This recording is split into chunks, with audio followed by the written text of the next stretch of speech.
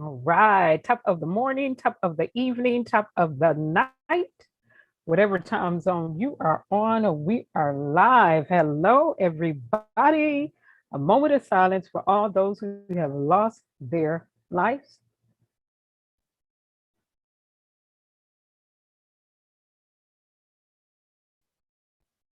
Okay, and hopefully you can hear me. Let's remember this. Okay, it's in there. Sounds like I'm in a tunnel. But let's remember this. If you can look up, you can get up. If you can get up, you can go up. With that being said, I want to get right into this.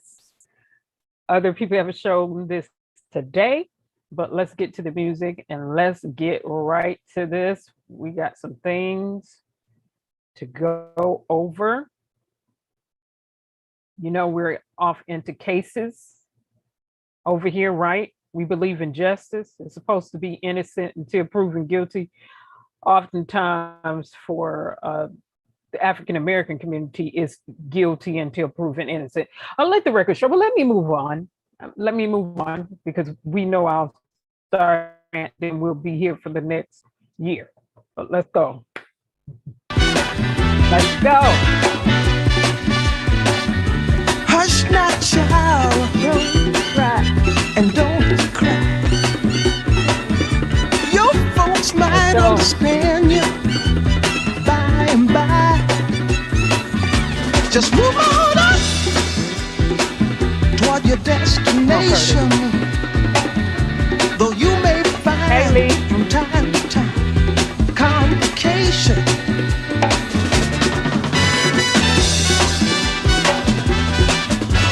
Raleigh, how are you? Ely. Bite your lip and take the trip. Though there may be wet road ahead and you cannot slip, just move on up.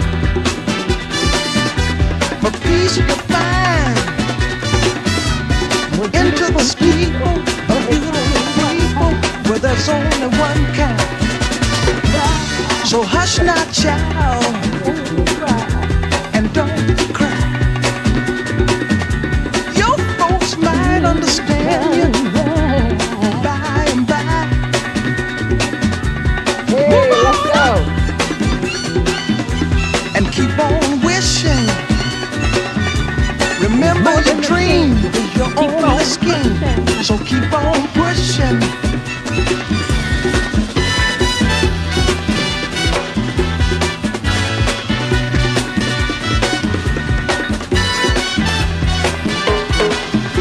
Thank you, Lisa.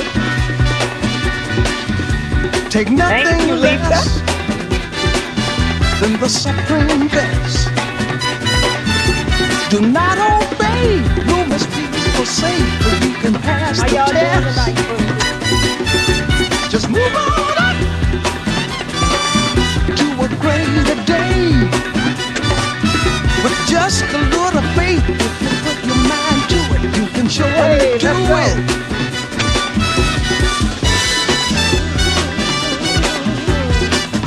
Gotta move, we move. Get into this movement. Just move on up. Move on up. But move on up. Watch out, but just move on up. But move on up. Move on up. Hey, Miss B, how you doing?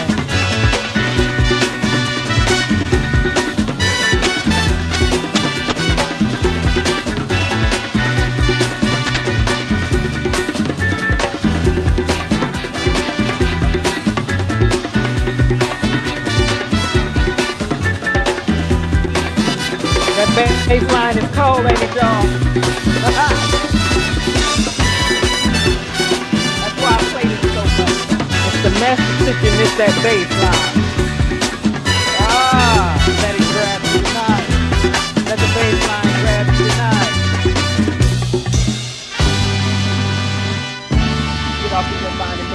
right. Woo!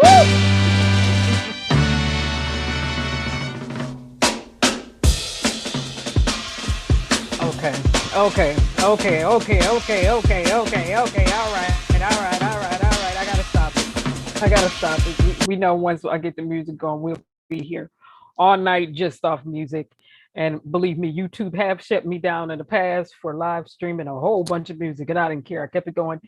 But let's get off into this tonight. Okay. Okay, you see the title. You've seen the title. We see the title. Let's get to these updates. And because I keep hearing music like this, I'm gonna have to switch the title. But again, disclaimer. In accordance to the Copyright Act of 1970s, sections 106, 106A, 107, and the others. Fair use. I have a right to use the video, images, pictures, and the like, as this information is now a matter of public records. All right. My other disclaimer. Parental consent is necessary. Graphic content will be shown. Viewers' discretion is advised. Again, this is not for minors. Parental consent. Viewers' discretion is advised. Thank you. Now that we got that out the way, let's get into this. All right, how everybody doing? Hopefully everybody's been doing the best that they can in the situation that they are in. Let's get to this first video. Let me get this first video out the way. And then we will get off into this motion that was filed. And thank you so much to Infamous Sylvia. Infamous Sylvia is one of the, she's a Robert Sylvester Kelly supporter. She's been flying back and forth to the trial. Dottie is also a Robert Sylvester Kelly supporter. She's been literally staying there. She's been flying back and forth, but more so staying there. And we have just Jazz. She's been staying there. We have Nobody's Anything. She actually resides in New York. We have Pieces of the Puzzle. She's been flying and traveling back and forth. So it's a lot of supporters that have been there inside the courtroom. So when I'm doing this information, and you all know me, we believe in feet on the ground. We believe in feet on the ground, and we believe in first person information if we can get it. Okay? Because when you look at the news media, traditional news media outlet, they're spinning this thing one way, and we have watched them spin stories. Anybody from the J4K community and any other communities like J4K, Kendrick Johnson, and a host of others, we know how the news media likes to spin narratives and spin stories. All right. It is their job to be impartial and not be biased when they are presenting information. But unfortunately, that's not what they do. And they like sensationalism.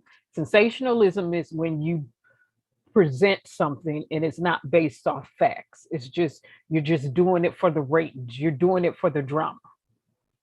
Well, we don't just want to hear the prosecution side.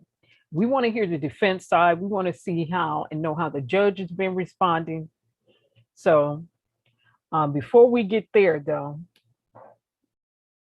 yes, it is. Before we get there though, let's go to the, now this happened a few days ago and I meant to show it when it happened. Let's get this mafia stuff out the way. All right. Oh, and this is a case I'll definitely be watching. I'll be watching this one too. We know we do case watches over here, and then when they go to trial and it's public for us to view, like many trials usually are, we'll zoom in and we'll watch that too. Right? All right. And now to a big mafia takedown today. The FBI, NYPD, and other agencies zeroed in on reputed members and associates of the Colombo crime family. More than a dozen arrests made here, including the man prosecutors say is the Colombo crime boss. Chief investigative reporter Jonathan Dienst is here with more. John? Adam, the feds say they moved in today because the Colombos kept trying to move in and rip off a construction union's benefit funds, allegedly threatening violence to steal that money. U.S. Marshals drove a dozen or so suspected mobsters out of FBI offices to federal court on the racketeering charges. Behind the tinted windows, several top reputed leaders of the Colombo crime family, including its reputed boss, Anthony Russo, also known as Mush.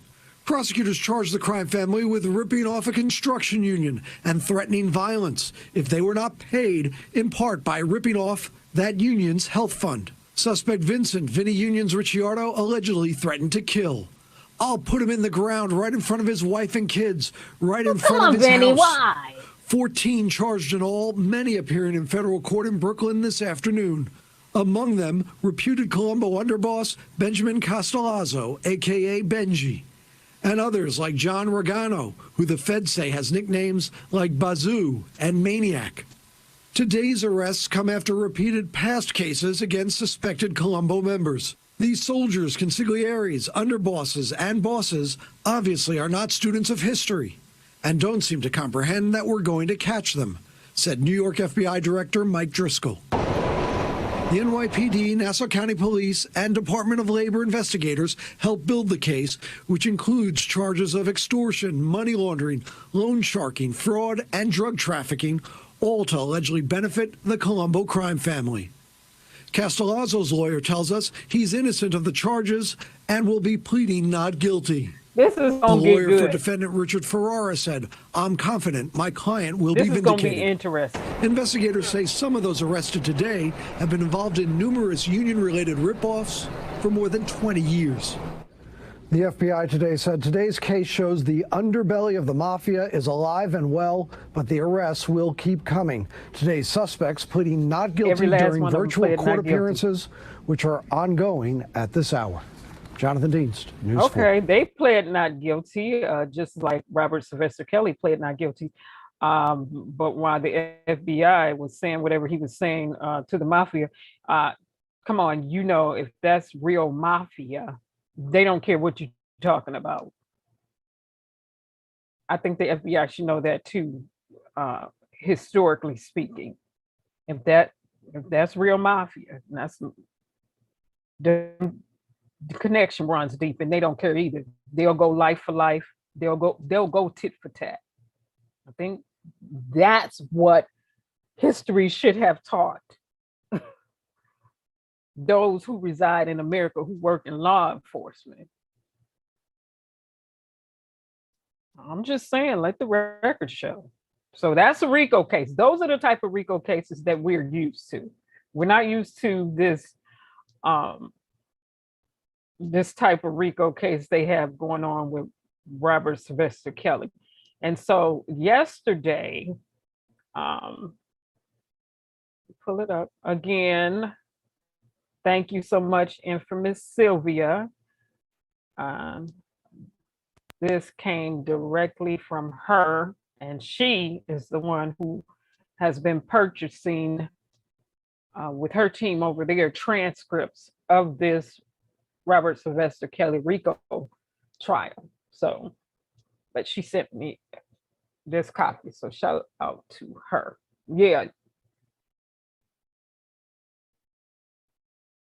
20 years, Letha, 20 years. So they say we'll see what the evidence say. And like I said, that one is going to be an interesting case. That's going to be interesting.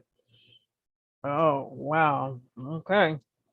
All right. That's going to be interesting. We thought this one has been interesting, those of us who have been following along. That one definitely is going to be interesting.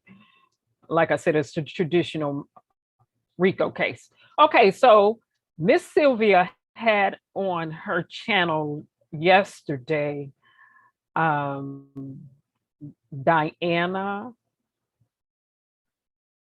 or Diane, however she pronounces her name, one of Robert Sylvester Kelly's former employees for about a span of 16 years. And so if people have been following this or just even looking at it roughly or just looking at headlines as they pop up, you will see her. She's been doing interviews on traditional news media outlets now because I'm sure they've been reaching out to her. Now they want to hear, she was a witness for the prosecution side. Okay. However, her testimony really didn't do anything to damage the defense. It really helped the defense side to a great degree. So her attorney was on Infamous Sylvia's channel yesterday, and she kept it extremely safe. The information she gave was general for me and for probably many of us over here who are off in the cases, watch cases, have had some involvement with courts and, just know some fundamental things about the law. All right. But one of the terms she used, which I thought was interesting because attorneys are really specific about their terminology. Okay. She said, this is an unprecedented Rico case. And I've heard other attorneys say the same thing, that this is an unprecedented Rico case because there's no other Rico case like this. I mean, usually it's a more traditional type Rico case like the one we just saw at the beginning. It's more of that. It's not a Rico case based off a docuseries. It's usually not a Rico case based off he say, she said. Okay, it's usually something a little bit more substantial in terms of a Rico case. So that was interesting. Now I see why. Let me stop the share. Let me go to my community wall real quick, because attorney Steve Greenberg posted this on his social media pertaining to this case. And we're going to read a little bit of why I think he posted what he posted. So let's go here real quick, and then I'll go back to the share on that. But this is going to be interesting. That one with the mob is definitely going to be interesting. Let's see if they get the same judge, and let's see if she allow the cameras in on that. That's going to be interesting. That's what I got to say. Okay.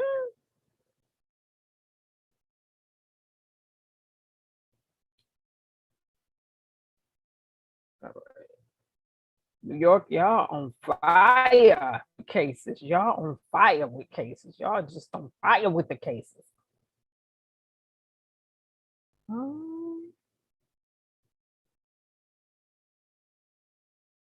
Oh, I didn't. Oh, here we go. I was getting ready to say I didn't mean to do that. They're playing too much. They playing too much. Okay, let me stroll down on my community wall. I'm always forever posting stuff. All right.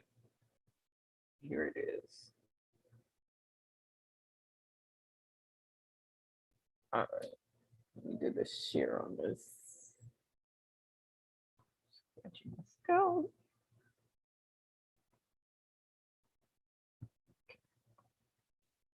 All right. So Steve Greenberg, who is still on the case for Robert Sylvester Kelly in Chicago, because he still has some other cases, right? So he is still his attorney for legal counsel for the case that he has in Chicago, all right, which is a state case. Okay, so he's still on that one. So this is what he had to say on his social media post, because yesterday, the prosecutors rested their case in this RICO charge against Robert Sylvester Kelly. All right. So as the government rests, I am still convinced this is not a Rico case, and it's cut off a little bit. And now I am convinced that one has not been proven, but then I got it towards the bottom, not chopped off. As the government rests, I am still convinced this is not a Rico case, and I am now convinced one has not been proven. So that's what he had to say, okay? And I know people will be like, but he was saying that from the beginning. Well, motions for discovery were submitted, right? You get to submit your motions from discovery, and then you get to receive the request from the opposing party of all of the evidence and the proofs that they have. Okay. It's supposed to work that way, right? Prior to trial. All right. So, attorney Devereaux Canick, who's the African-American attorney, came on towards the end. And that's why I got up there, Canick, don't panic. Yeah, the one they've been really downplaying in the media, but he's a brilliant Black man in room, giving them the work, so to speak. They're getting that work. Yeah. He's been cross-examining the witnesses, him and Nicole. Nicole is from the state of Michigan. Nicole seems to be the one that they use for like the doctors and things like that. That seems their strategy so far. Like, let her question the doctors and then, or whomever, and then but he questions the witnesses, he questions Homeland Security. She's more so questions some of the forensic team, or she started off questioning the witnesses at the beginning, but it seems as though they, move their strategy around. Okay, so just a little quick catch up on that, but we know how we do on this channel. So again, thank you, Miss Infamous Sylvia, for this. And they've been over there doing it. Infamous Sylvia has been in the news. Now you get attorneys reaching out to her. Now everybody running. And now everybody in pieces of the puzzle too. She actually got hired by Hip Hop Inquirer, who's been around for a long time, since she's been down there.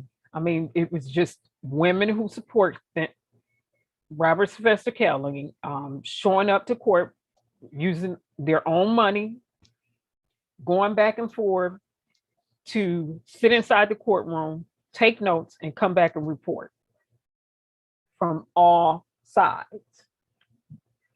Even though they support him, they've been saying what everybody has been saying, from the prosecution to the judge to the defense team to the witnesses. They're not coming out trying to steer one way, even though they support him. Okay, they want to be as fair as they possibly can and putting the information out there. So shout out to them. Shout out to everybody, all of the ladies. Infamous Syria, Pieces of the Puzzle, Dottie, Jess is Jess, Nobody's Anything. All of them who's been on the ground and in the court. They're riding hard.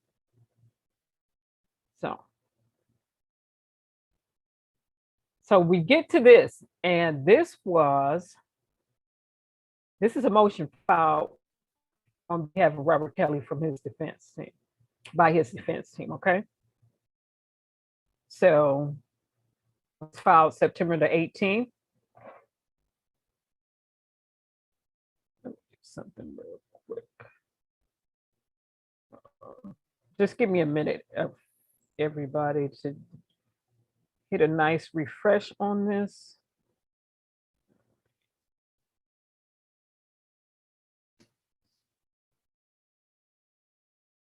Where it was Yeah, September the 18th, 2021. That's the day. Um, they got to put the right dates on here. So, all right.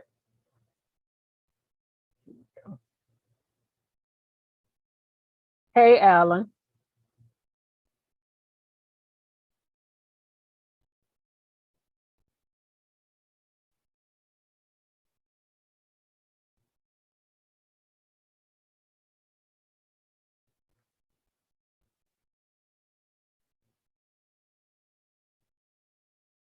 All right. Now I'm back on the right screen. All right. Let me plug my electronic device up. All right. So this was filed today. Let's get off into it. The Honorable Ann M. Donnelly. We see September the 18th, 2021, United States District Court, Eastern District of New York, 225 Cadden Plaza East, Brooklyn, New York, 11201. Reason, United States versus, let me go back up. Robert Kelly, criminal docket number 19-286 AMD. Right. And again, shout out to infamous Sylvia. She has her copies. Like I said, she's been purchasing watermarked, and I don't blame her. You have many people trying to piggyback, unfortunately, out here fronting like they purchased, and it makes no sense for them to be out here telling lies like they purchased this information and they didn't. They was piggybacking off her channel, and she started watermarking her stuff. To some people, they may be like, nope, it is what it is. They want it, they can pay for it. Or however, whatever. But let's move on. All right. Dear Judge Donnelly, the defense submit this letter motion seeking an amendment of the proposed jury instructions. This is going to get interesting. The defense recognizes that the court directed the parties to submit joint proposed instructions. However, after a review of testimony elicited at trial, the defense submits that the proposed amendments are required. Now let's work. Let's work. Let's get to work. Okay, request number 16/Racketeering Act 1. All right, Canick, Nicole, and the other attorney, I forget his name, and then the other one, the one that does the writing that's good with the paperwork. Anyway, let's get it. With respect to Illinois statute for bribery, the proposed instruction currently reads, I should have blew this up a little bit more. I can't see it. That's too. Okay. Apologies, everybody. Let it adjust on your side. I gotta blow that up a little bit more. I'm not supposed to have my glasses on when I'm looking at a screen like this. Let's blow that up a little more. Okay, there we go. All right. Now, here we go. Illinois Criminal Code Section 5/33 Roman number 1A provides in permanent part that a person commits bribery when, with intent to influence the performance of any act related to the employment and function of any public officer or public employee, he promises or lends to that person any property which he is not authorized by law to accept. The government must prove beyond a reasonable doubt for each of the following. All right, because remember, the burden of proof lies on the government. They are the plaintiff who brought the charges, who brought the case. Robert Sylvester Kelly is the defendant. Okay.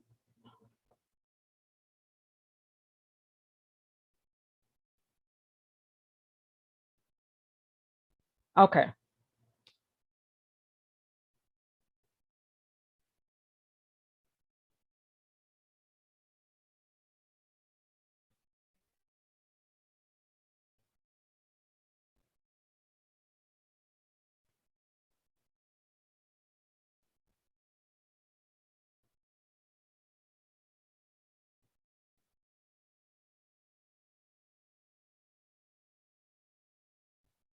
Okay. And what do you know? Talking about infamous Sylvia, and that was just her in the background sending me a message. So apologies again, everybody. Okay. So let me go back. The government must prove beyond a reasonable doubt each of the following. First, that a person the defendant sought to influence was a public officer or public employee. Second, that the defendant caused another person to promise or tender property to the person the defendant sought to influence, and that the defendant did so with the intent to influence the performance of any act related to the person's employment or function as a public officer or public employee. And remember, they're going here because you have Illinois stuff wrapped up in this and other state cases wrapped up into this one being litigated in New York because the statute of limitations there underneath that Rico, there is none. There isn't one for that particular state. And then remember, Rico is a statute. It is really not a law. So, however, the pattern juror instructions given by Illinois courts provide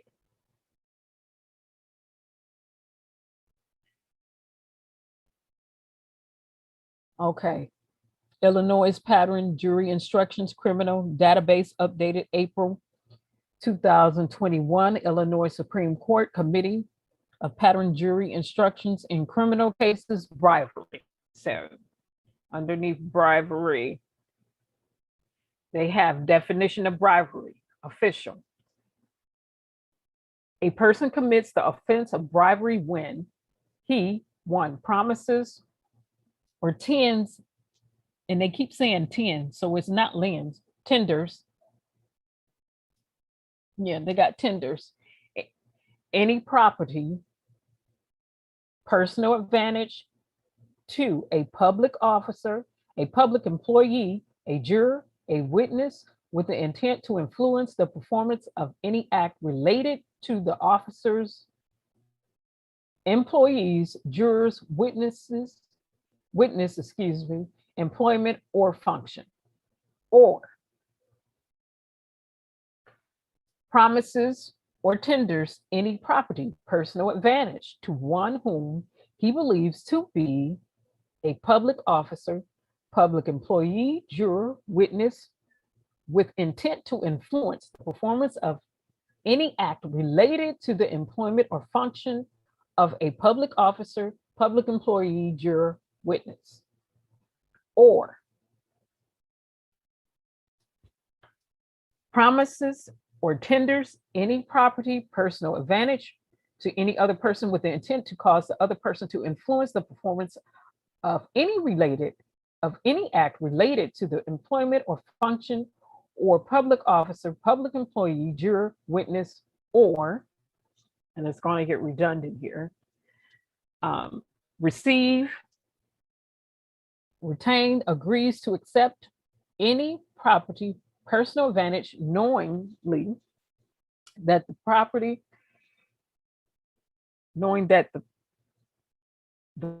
personal advantage was tendered, promised with the intent to cause him to influence the performance of any act related to employment or function of a public officer, public employee, juror, witness. Or number 5, And I need to put my glass up. Solicits, receives, retains, agrees to accept any property, personal advantage pursuant to the understanding that he shall improperly attempt to influence the performance of any act related to the employment or function of the public officer, the public employee, the juror, witness. The term public officer means a person who is elected to office pursuant to the statute to discharge a public duty for any political subdivision of the state. So they're laying out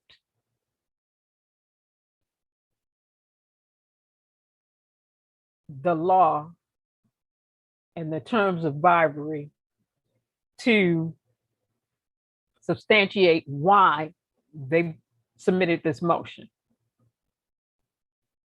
The term tender means any delivery or profit made with the requisite intent. Okay, requisite intent.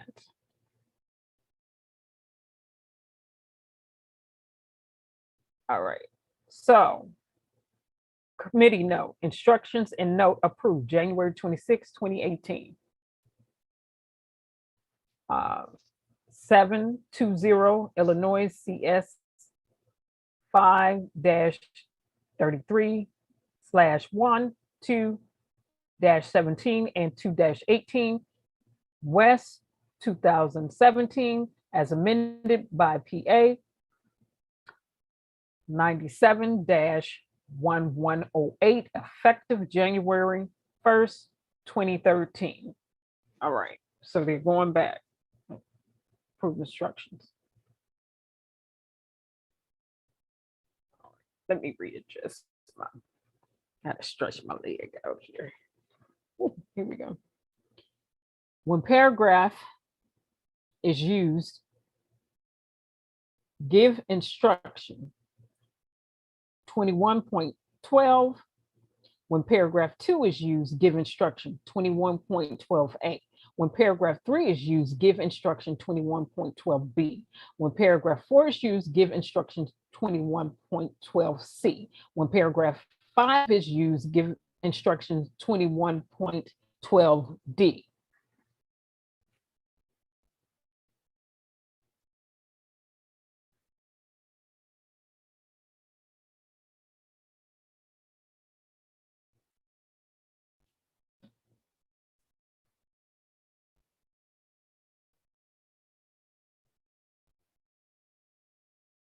Okay, everybody is just hitting me up in the back.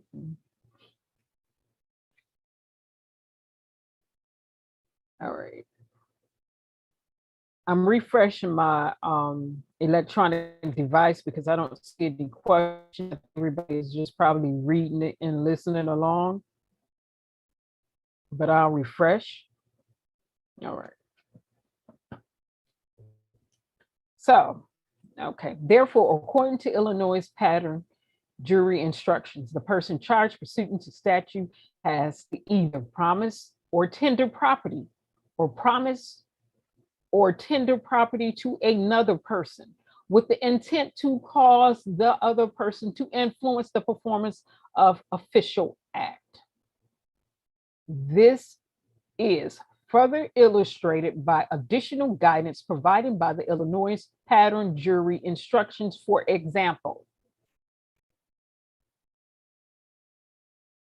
Article 3, pattern jury instructions, criminal 2112, Illinois pattern jury instruction criminal database, April 2021, Illinois Supreme Court Committee on Pattern Jury Instructions in Criminal Cases, 21, bribery. 2112, issued in bribery, official. To sustain the charge of bribery, the state must prove the following propositions. First proposition, that blank was a public officer, public employee, juror, witness, and second proposition, that the defendant promised or tendered to blank property, a personal advantage, and third proposition, that the defendant did so with the intent to influence the performance of any act related to blank's employment, function as a public officer, public employee, juror, or witness. Slash witness. And I put the word in there quite naturally. We can see that. If you find from your considerations of all of the evidence that each of these propositions have been proved beyond a reasonable doubt, you should find the defendant guilty. If you find from your consideration of the evidence that any one of these propositions have not been proved beyond a reasonable doubt, you should find the defendant not guilty.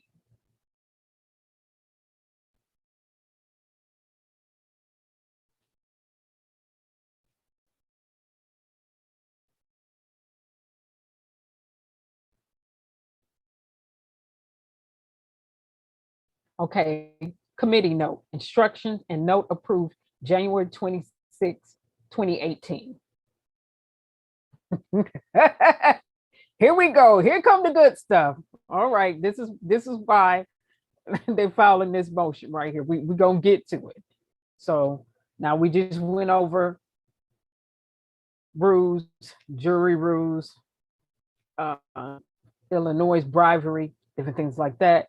They submitted, went back through, worked in their case information that they needed to be cased in, because like I said, you always defer back to other cases. Refer back to other cases. So here it goes. We ready for it? Hey, P Legal.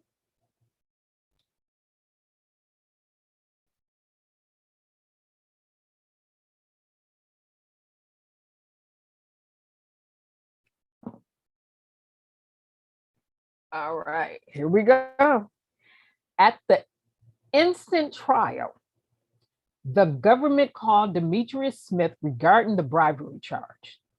On direct, Mr. Smith testified that he alone offered money to another person, that Mr. Kelly was not present when he discussed anything about money, and that he received the money from another person and not Mr. Kelly.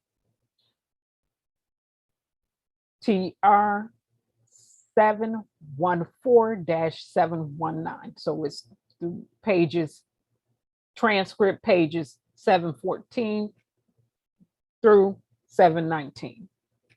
On the cross-examination, Mr. Smith was asked, question, okay, now, Robert never had anything to do with you bribing anyone to get a marriage license. Am I correct? Okay. So, answer, no, he didn't. Transcript, pages 750 to 751. The count related to bribery should be dismissed. If the court, however, decides to submit the charge to the jury, it is clear that the government's theory is that bribery was conducted through an intermediary. Excuse me.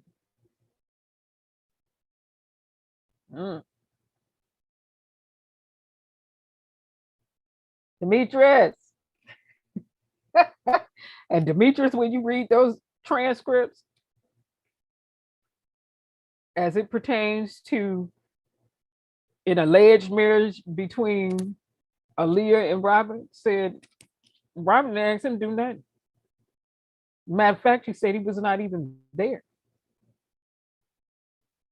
So I don't think the prosecutors were expecting their witness, because Demetrius Smith was the prosecutor's witness, to say that. But this goes back to what I initially said. You're not going to take the stand if I'm an attorney and be a witness for me if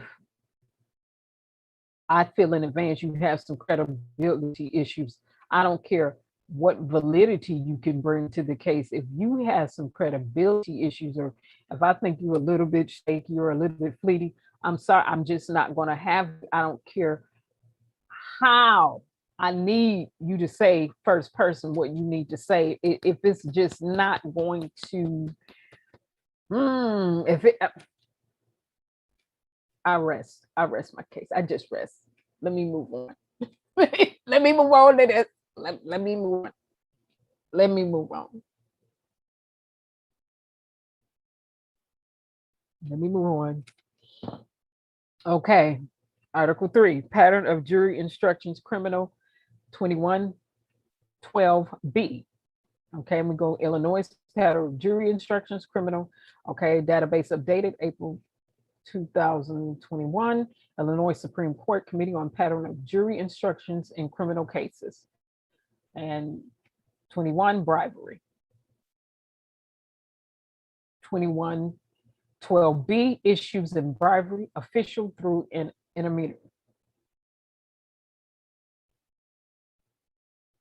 Intermediary.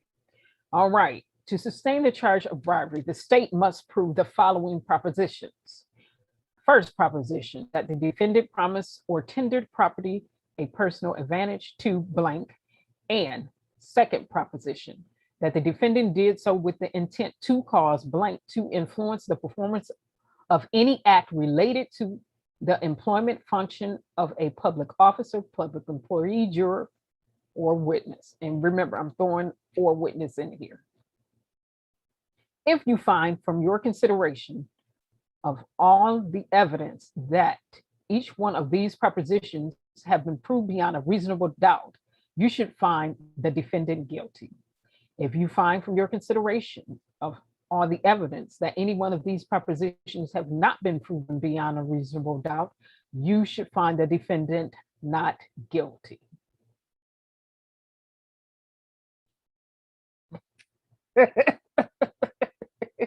Wow, just wow. Okay. As okay. Instruction note approved January 26, 2018. 720 Illinois CS 5-33.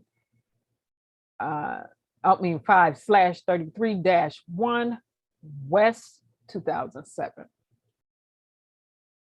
As illustrated by Illinois' pattern of jury instruction, there are only two propositions. The proposed instruction would improperly provide three propositions. However, as demonstrated above in the scenario, the defendant would have to tender property directly to the person bribed, 2112, or tender property to the person, a third person, with that intent to cause the third person to influence the official act.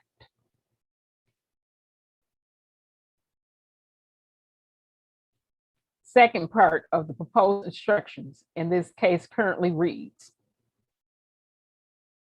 second, the defendant caused another person to promise or tender property to the person the defendant sought to influence, and however, that is not a proper reading of the statute, nor would it appear to be an instruction that would be given pursuant to the pattern instruction. The defense submits that the jury instructions in the instant case regarding Illinois statute should be guided by what the Illinois state legislature intended and what is properly given by the Illinois state courts. The defense respectfully requests that instruction be amended so it reads that the defendant either promised or tendered property to the official actor or promised or tendered property to a person so that he or she could influence the official actor. All righty then. All right. Gonna learn today. Gonna learn today. Okay.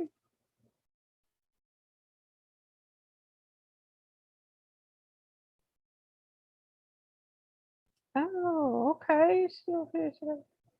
Let me do something real quick, and I need a break. Where's my one? I need a beverage because I'm trying to breathe it. All right.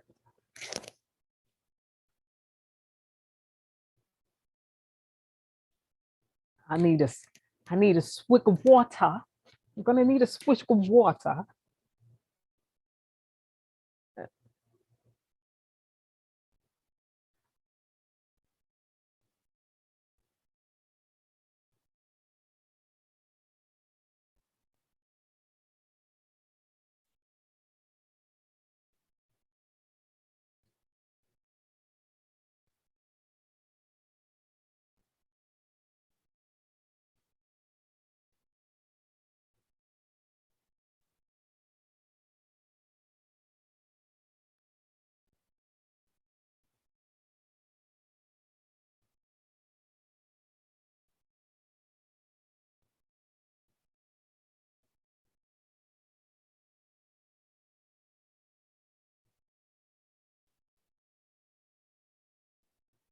Okay, I'm going to, apologies, everybody. I'm going to go get some water or get a beverage real quick. And just give me a moment, everybody. I need to get something to drink from all this reading. I need a beverage.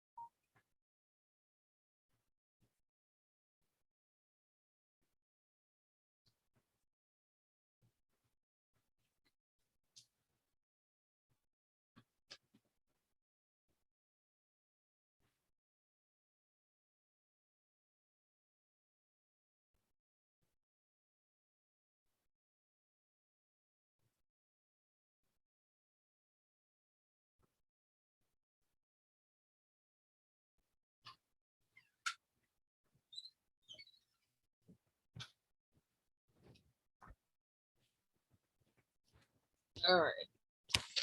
I am back, everybody. Top of the morning, top of the evening, top of the night, whatever time zone you are on. We are live reading motions filed by Robert Sylvester Kelly, defense team, pertaining to his Rico case. Hey, boss, how you doing?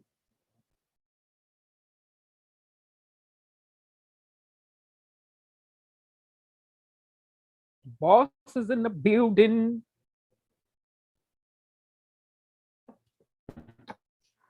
All right. Hey, let me get my beverages really quick.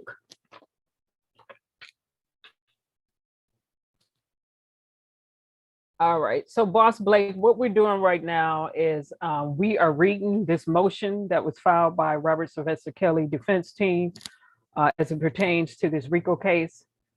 And so we just read part of why they are filing such motion pertaining to this case. One of the things they definitely have to prove that the prosecutors rested on Friday. Okay. And so one of the things that they definitely have to prove is one, bribery. So they included that in this case. And so Demetrius Smith was supposed to be the witness that they were going to use to substantiate that claim. And he's the prosecutor. He was the prosecutor's witness. However, when he took the stand, what he said was that Robert Sylvester Kelly had absolutely nothing to do with that Aaliyah incident, that he was not aware, he did not even know about it, and nor did Robert Sylvester Kelly pay him to do such thing as get a fake ID for anyone. So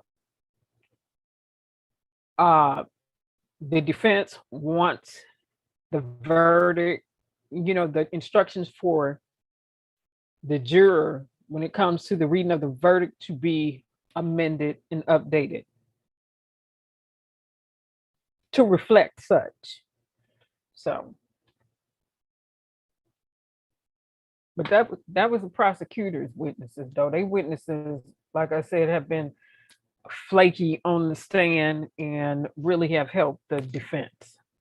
So, but that's what they wanted to bring up there. That is on them. All right. Oh, okay. Now I don't know why I got bold in here. I meant to put boss Blake and not bold. Okay, here we go. So, okay. California Health and Safety Code 120290. With respect to California Health and Safety Code 120290, the proposed instruction currently reads, and before I read this instruction, I want to say this. The judge is allowing Robert Sylvester Kelly health information to be published in the transcript, and her reasoning is already out there. However, some of the witnesses' testimony, certain parts, she's having redacted, but that was already out there too. Yeah. In the court. And so I just find that a bit interesting. Some of which is lewd and vulgar, but let the record show. Let it be what it is going to be. We don't need nothing sugar-coated, watered down, that's on a slippery slope. Okay, I just find it a bit peculiar, and I kept saying, is she serious? HEPA law, okay, HEPA laws, okay, when you get, when you're going through a trial, then HEPA laws, they got a right when you're in a trial to subpoena your doctors and health records, okay? This is a federal case. And I still just think, from my perspective, it's a little interesting. What was her rationale for that? I just still want to kind of know. You redacting profanity words, but you're not going to redact information about his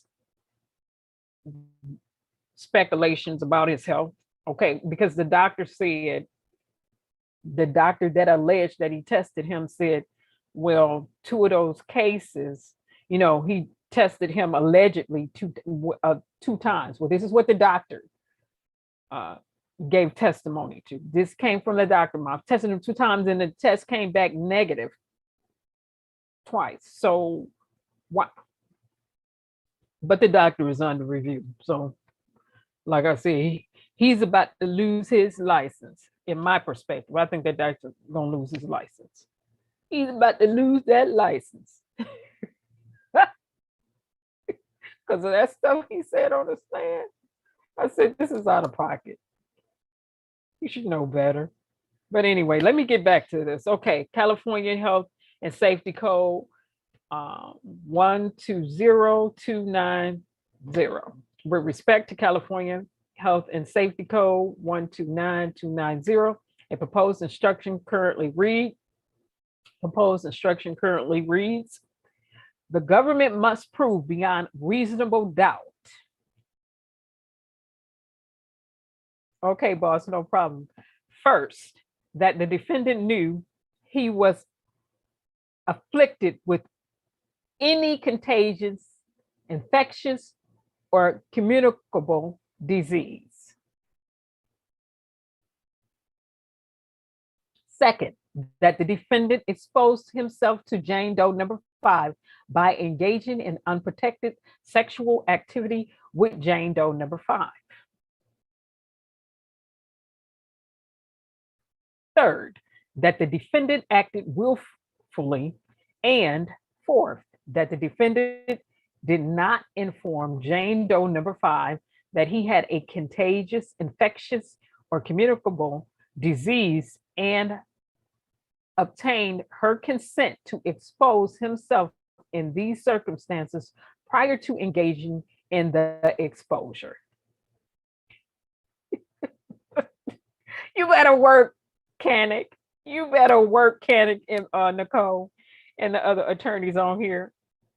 And like I said, the thing about Nicole is that she's from the state of Michigan and she used to be a prosecutor when it came to these type of cases. For at least 2 decades, close to 2 decades, these are the type of cases that Nicole, his defense attorney, prosecuted in the state of Michigan. And she gave her reason as to why she decided to be on the defense team when it came to this case, when this came to this trial, and when it pertains to, as it relates to this case. So this is interesting. They better work, but Canick ain't no joke either. Do it. Y'all better come on up here. Okay. This is what I'll be waiting on. Let me read the motions. Let's read it. However, the text of statute actually provides, since they want to be all over, since the prosecutors want to be all over in everybody's state, bringing charges from all the states because they can do that in New York. A1, a defendant is guilty of intentional transmission of an infection or communicable disease if all of the following apply. Ooh, Susie, y'all better work. The defendant knows that he or she or a third party is afflicted with an infection or communicable disease. The defendant acts with the specific intent to transmit or cause an afflicted party to transmit that disease to another person. C, the defendant or the afflicted third party engages in conduct that poses a substantial risk of transmission to that person. D, the defendant or the third party transmit the infectious or communicable disease to another person. E, if exposure occurs through interaction with the defendant and not a third party, the person exposed to the disease during voluntary interaction with the defendant did not know that the defendant was inflicted with the disease. A person's interaction with the defendant is not involuntary solely based on the basis of his or her lack of knowledge that the defendant was inflicted with the disease. Oh, wait a minute. Let me reread the last sentence. Hold on. Oh, wow. Hey, G Money.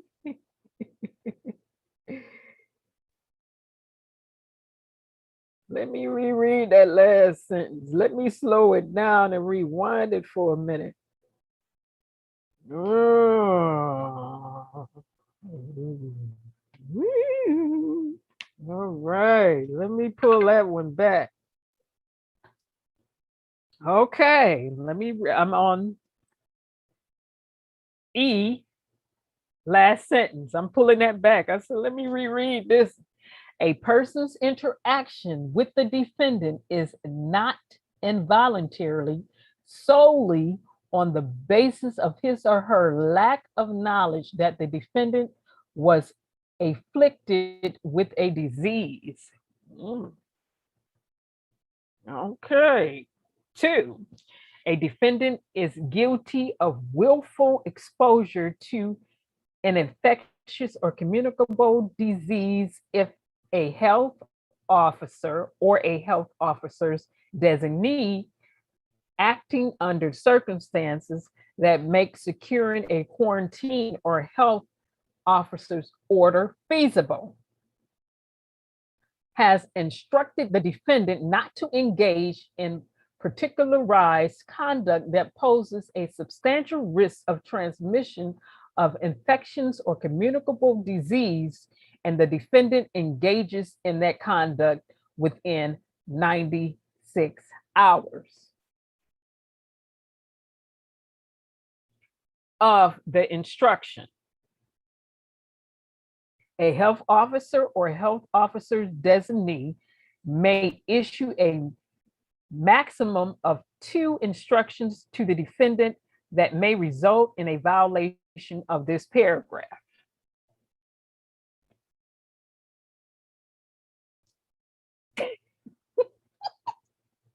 I'm not laughing because this is funny, but I'm laughing because his attorney's not playing. Kerensz has been practicing law for a long time. Kerensz has been practicing since I graduated from high school. I mean, before I graduated high school, I'm like, so, all right. The defendant, B, the defendant does not act with the intent required pursuant to subparagraph B, a paragraph 1, a subdivision of A, if the defendant takes or attempts to practice practical means to prevent transmission.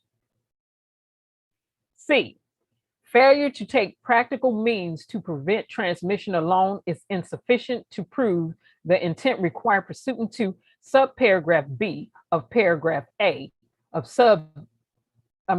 paragraph 1, subdivision A. Correction, I don't want people to be reading through here and they're like, oh. D, becoming pregnant while infected with an infectious or communicable disease, continuing a pregnancy while infected with an infectious or communicable disease, or declining treatment for an infectious or communicable disease during pregnancy does not constitute a crime for the purpose of this section. Oh, they covered. Woo, they coming. Ooh, they working on these witnesses now. They took that stand, Jane Doe number 5. This is straight for you. And again, Miss Infamous Sylvia, you can go all the way back. And I've been posting it on my community wall and read along in the transcripts, or contact her and get the transcripts, because usually she'll leave her information. So, woo! If you want this particular segment of what Jane Doe number 5 said, which will be highly redacted, but Miss Sylvia got a hold to the transcripts early on before they started a lot of redactions. So, well, it's too late on some of this stuff because she already got them.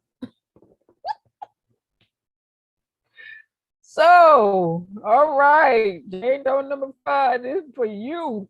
E, for the purposes of this section, the following definitions shall apply. All right. 1, conduct that poses a substantial risk of transmission means an activity that has a reasonable probability of disease transmission as proven by competent medical of etymological epidermological.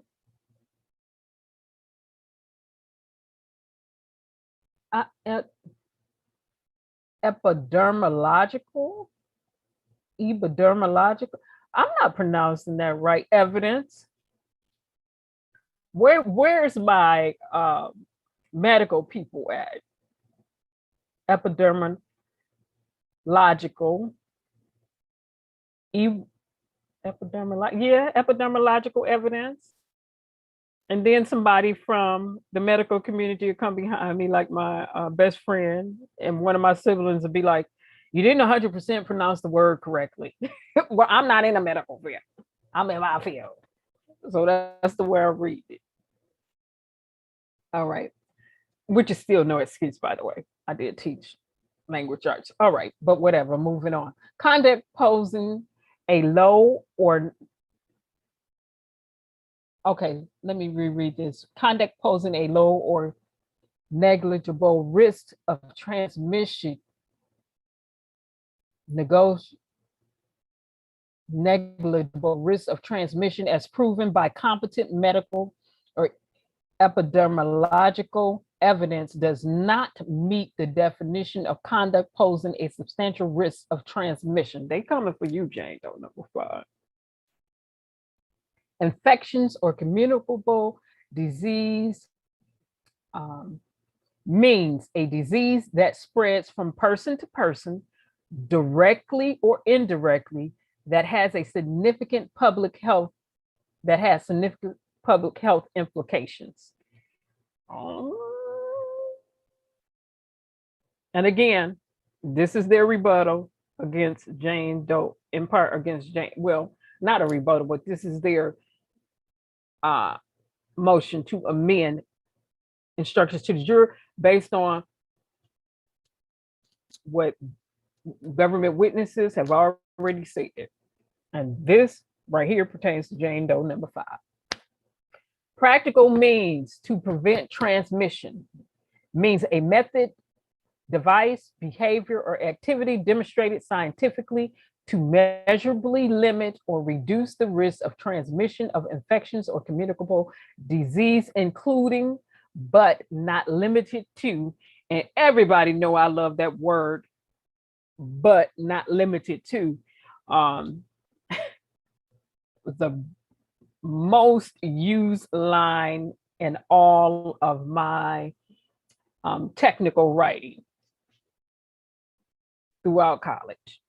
That was my favorite line, but not limited to the use of a condom, barrier protection, or prophylactic device, or good faith compliance with a medical treatment regimen for the infections or communicable disease prescribed by a health officer or physician.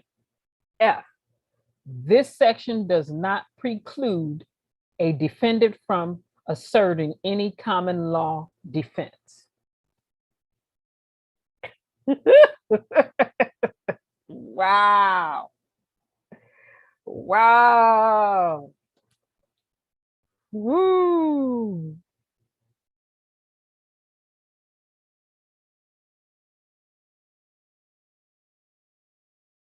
Oh, I said it right, G Money. Okay.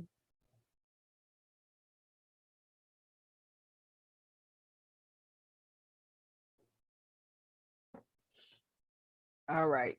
The statute also provides 2, a defendant's medical records, medications, prescriptions, or medical devices shall not be used as a sole basis of establishing the specific intent required pursuant to subparagraph B of paragraph 1 of subdivision A.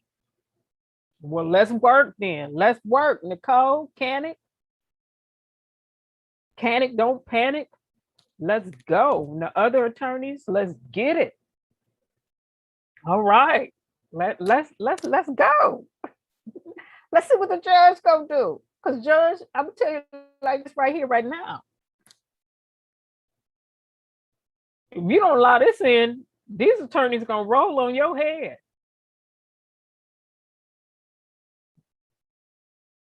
And shoot, she's a federal judge. She was appointed, so, and she, was appointed by President Obama. So, it's a whole side out there that want her impeached anyway. Woo, I think I said that right there.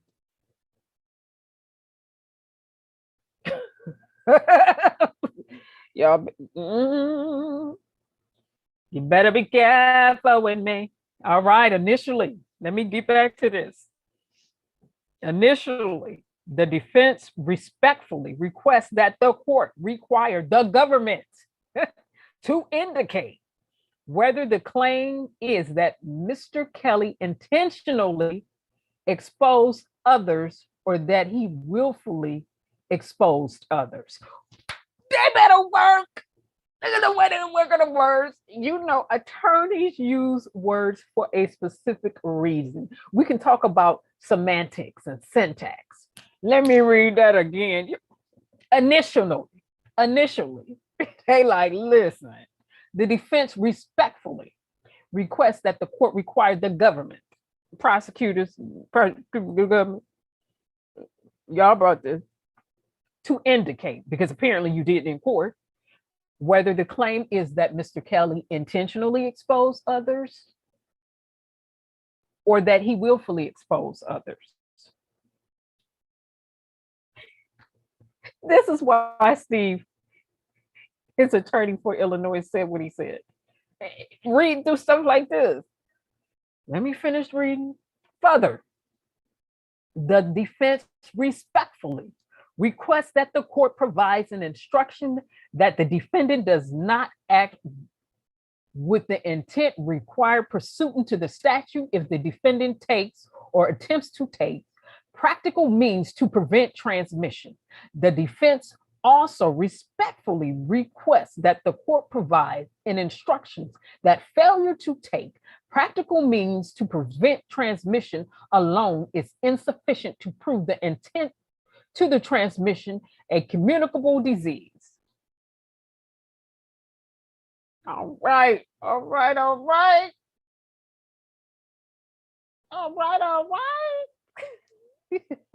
And this was the motion that was made today. You saw today's date on it. Woo. Okay. Well, let the church say amen. Oh, yes, G Money, I play on every word. Let the church say amen to gun. Come on, you know, okay. I'm laughing and stuff, but we all know I like this type of stuff. I like cases. I like looking at cases. I like digging into cases. I like paying attention to cases. Over here, we already know what it is. We like advocating for justice, and it's supposed to be innocent until proven guilty. Now, if it's video footage out there, you didn't shot somebody, and we all saw the video footage, and it was captured on self-authenticating devices, that's different. Why you killed him is another reason. Could have been self-defense, could have not been intentionally, whatever. But for things like this right here, we know how we get down on cases. So that goes what I was saying. All right. He's been in prison for over 2 years because his bail was denied. So let's keep reading. California Penal Law sections 261.5A and 261.5B. The statute provides, statute 261.5A, unlawful sexual intercourse is an act of sexual intercourse accomplished with a person who is not the spouse of a perpetrator if the person is a minor. For the purposes of this section, a minor is a person under the age of 18 years and an adult who is a person who is at least 18 years of age.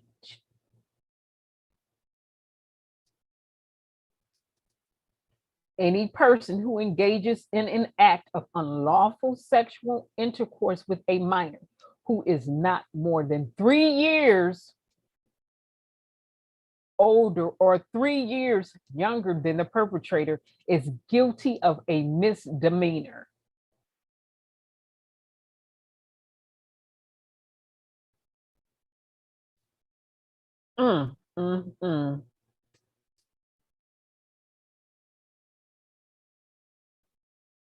The defense respectfully requests that the court provide the following instructions. Mistake the fact. Oh, let me take a sip of water real quick. Look for that. I got to get it. I got to read this real good right here. Yes.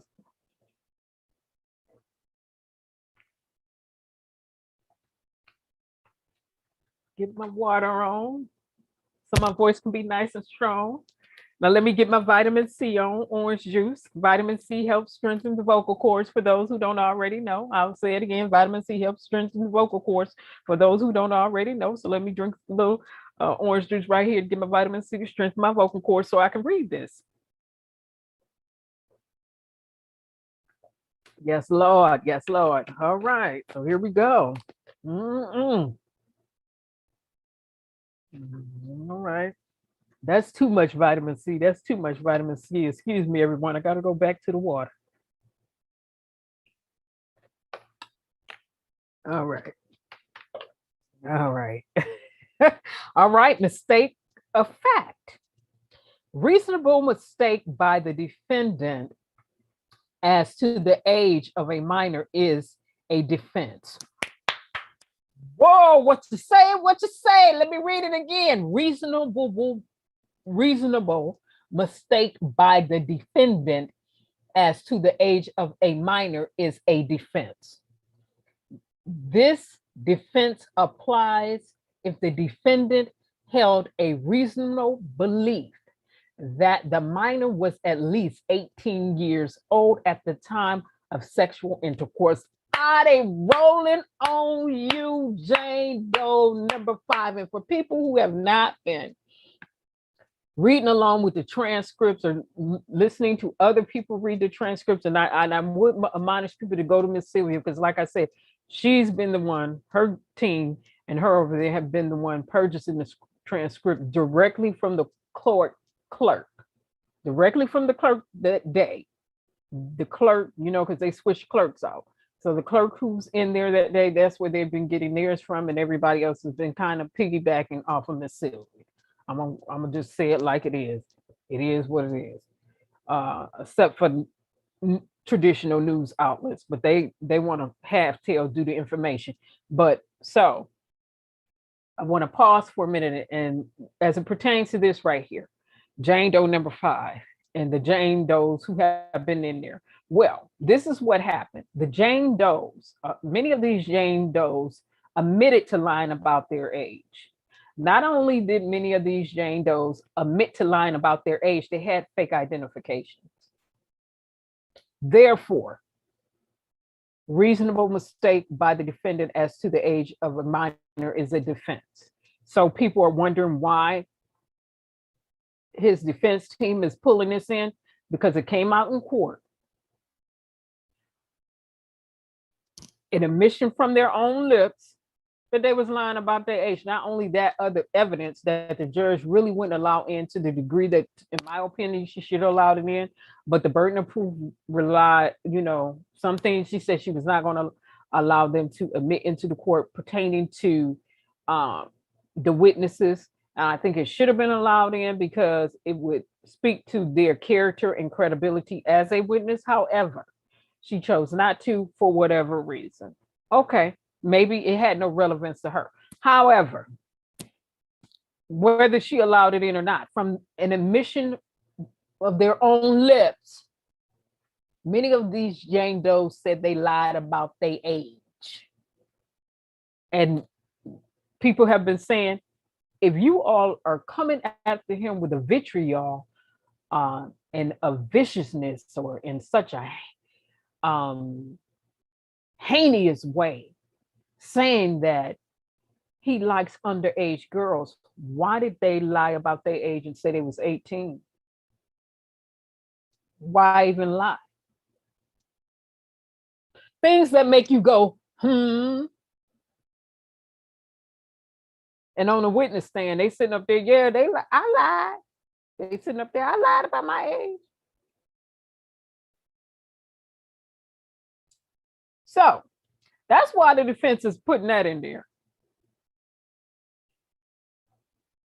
Wow. Wow. And I know infamous Sylvia was happy to hear that, because she told people from the onset that they would use that against the witnesses. Reasonable mistake by the defendant as to the age of a minor is a defense. And people were saying, no, it ain't, no, it ain't. If they lied about their age, Yes, it is. They had fake IDs, and they had fake IDs. Some of them had fake IDs. Yes, it is.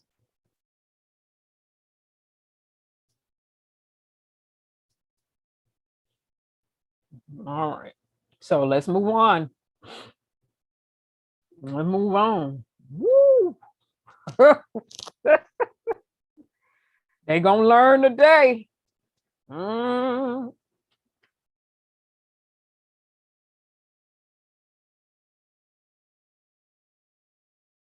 Wow, P legal.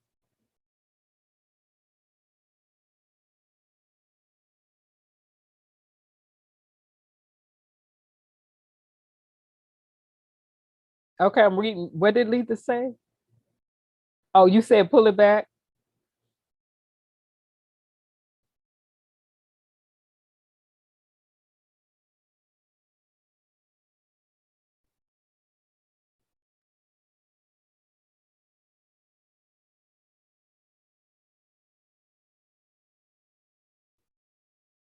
Oh, P legal, you saying the judge? P legal, his the doctor is still under investigation right now. And like I mentioned previously, I guarantee you during that investigation they are going to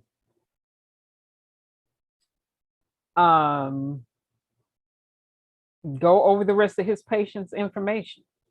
They're going to have to, because it makes no sense for you to come out as a doctor and say, oh, you saying you can't? Letha, you should be able to comment. I didn't block anyone. You know that. I definitely wouldn't block you. You have a ranch. But I don't you didn't say any of the words that I have filtered out. So Letha, why don't you refresh on your device, go out of the live and come back in? And usually YouTube will hold comments for me because I do have certain words filtered on here, but I don't see you saying anything that using any words that I have filtered. So you should be fine, Letha. I don't know why. Okay. Okay, there you go, Letha. You back in. I see you. All right, so let me finish reading. Authority. People versus Hernandez. Okay, and I was watching this too. I was watching this off and on the People versus Hernandez case. 61 Cali 2D 529 534 39 Cali RP transcript reading report.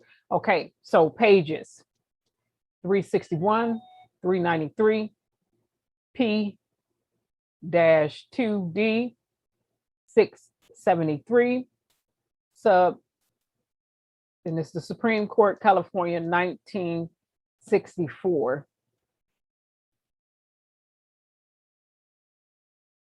Oh, Letha.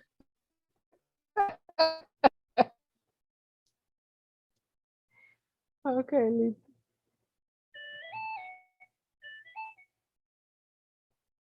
Okay, Letha. We see you in here. You should be good. That is so okay. Okay, so let me finish reading. Let me get back on this reading. Okay, we're almost done here. Okay. There can be no dispute that a criminal intent exists when the perpetrator proceeds with utter disregard of, or in the lack of grounds for, excuse me, everybody, I'm like hairs in my nails, for a belief that the female has reached the age of consent. But if he participates in a mutual act of sexual intercourse, believing his partners to be beyond the age of consent, with reasonable grounds for such belief, where is his criminal intent? In such circumstances, he has not consciously taken any risk. Instead, he has subjectively eliminated the risk by satisfying himself on reasonable evidence that the crime cannot be committed. If it occurs that he has been misled, we cannot realistically conclude that for such reason alone, the intent with which he undertook the act suddenly becomes more heinous. The court in Hernandez reversed the conviction for statutory rape, wherein the complaint was 17 years and 9 months, and the accused had a good faith belief that the complainant was over the age of consent. Jane Doe number 5. And the other Jane Does who lied about their age and took the stand and admitted that they lied about their age. It's in the transcripts. So, okay, Judge Sterling Johnson Jr. provided a jury instruction on good faith defense in the United States versus Messiah 19 CR 60 SG. Okay, and that's jurisdiction, the specific court. Hernandez was superseded by statute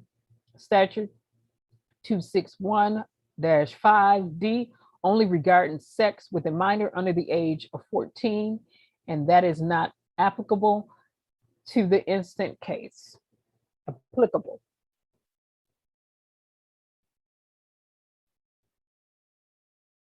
Okay, it's not applicable. All right, so verdict sheet. This is the way they want the verdict sheet to read. Excuse me, you all. Piece of skin on my lips. I need to run some smooth stuff across my lips and get all the dead skin off. Okay, verdict sheet. The defense respectfully requests that the court amend the verdict sheet so that the choices read: not guilty, guilty and not proven, proven. All right. The rationale for such an amendment is obvious. The defendant is presumed innocent. Yeah. To require the jury to surrender that presumption, to first consider guilt in order to go back to a consideration of whether the defendant is not guilty is confusing, may shift the burden of proof, and denies the defendant a true presumption of innocence. And yes, they've been doing that all along. Respectfully submitted, Calvin H. Scholar. So he was the one that submitted this, and I want to reread that again. See, because people have been all over and people have been pontificating on YouTube and other social media outlets and speculating about whether or not they could bring in this age as a factor. And many said on the onset, which should be common sense, but common sense is not so common, that Jane Doe's, you can't lie about your age and then have somebody turn around and bring a charge of you statutory rape because they were a minor and not factor in the fact that these females lied about their age, have fraudulent IDs and things like that. Did you really expect for a person to read the next person's mind or have some type of psychic clinician about a person's age if they're lying to you, or can we realistically expect if a person is lying about their age, unless you are trained to spot fake identifications, unless you're trained in that field or arena to know that, okay. Furthermore, if they're telling you, I'm this age, I'm this age, I'm that age, and the sexual relations take place and that person has lied about their age, is it realistic to come back and charge that person if the person was a minor with statutory rape, or charging for that when in fact it's on record that they lied? They brought evidence out proving with some fake identifications that some of these Jane Doe number 5 that was talking about you lied, and the other Jane Doe lied. So it's just an unrealistic expectation, and it's an unrealistic charge being brought. Okay. And not only that, these women need to be arrested for some fraud, because it was fake IDs and stuff presented, and allegedly all this stuff being kept, and they present this stuff. Hold on, wait a minute.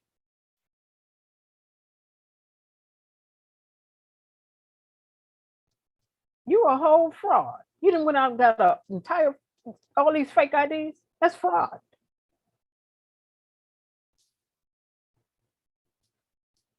But let me read this verdict sheet again, because this is the way they want it read. The rationale for such an amendment is obvious.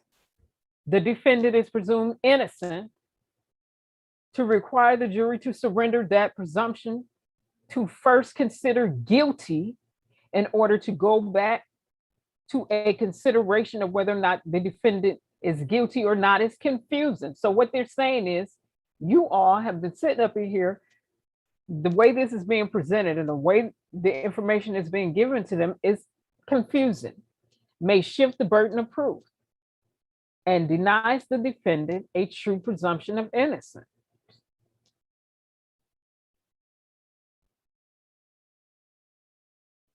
Let me just go home. So I'll go back to the beginning. Like I said, it was filed today. One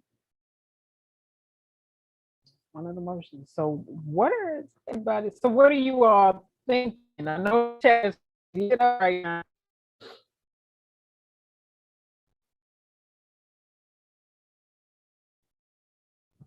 You was tripping, Letha? You were tripping. Okay, so what are the thoughts, ladies and other people in the chat, people from the bushes? Because over here we had that discussion last year, and when we talked about the age of consent, because we know the age of consent varies from state to state. So when people are out running around, and remember, I said that I believe the age of consent should be 18 and older. Remember, I said the federal government needed to come up with a law, federal law saying the age of consent is all the way around is 18. Okay.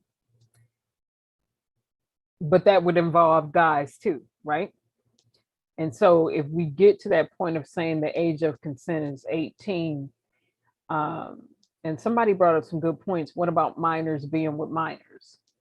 And neither one of those are the age of consent. If you young, just out there participating and stuff, you ain't at the age of consent. What you doing? Because we know minors be out there doing stuff too. Come on, let's keep it 100. We're not gonna be on a slippery slope, sliding, slithering, skating over here. So remember, we talked about that because, like I said, the age of consent, and I don't think many people knew this. I think they're just trying to go off what they believe is morally right, or trying to go off whatever their personal beliefs and perspectives are. But it gets really sticky because you have federal law. We all know we have federal law. We have state law, and we have city law. Well, when it comes to state laws, the age of consent is not the same for every state. It varies from state to state.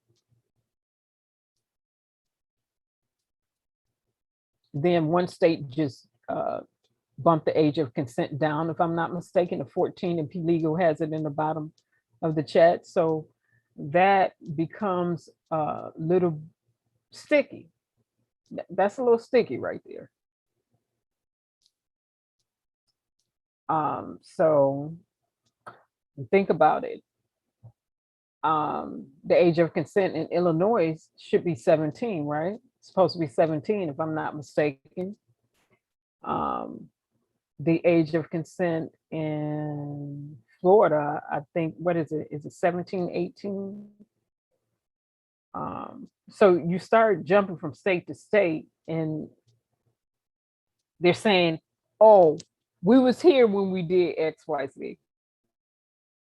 Because remember, we're under the age of 18. That's the way the prosecutors was trying to put it. Under the age of 18, under the age of 18, under the age of 18. Well, the age of consent varied from state to state, and the prosecutors knew that. Again, Rico case, they had bribery in there. They had kidnapping in there. So they're going to have to prove that. If you want to bring these charges and you want to put bribery in there, the defense just said, listen, the witness that you had to talk about bribery, threw that out the window. That got tossed out when your witness took the stand and said he wasn't even there. As a matter of fact, he wasn't even there. As a matter of fact, he didn't pay me no money touched his hands. He didn't even know about it.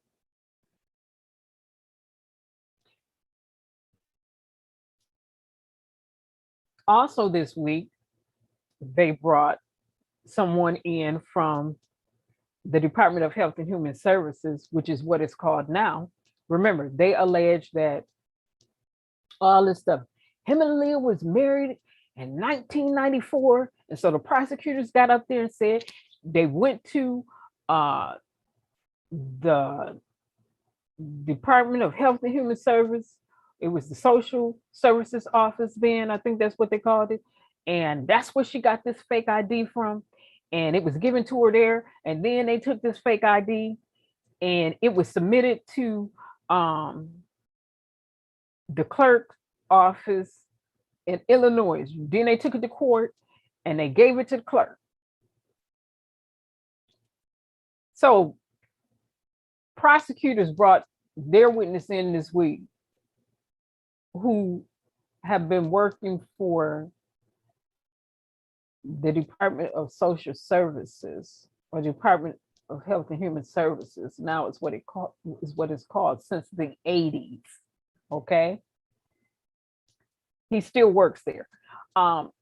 He was there during that time. So prosecutors brought him in and he said, no, there was no record of Aaliyah at all. So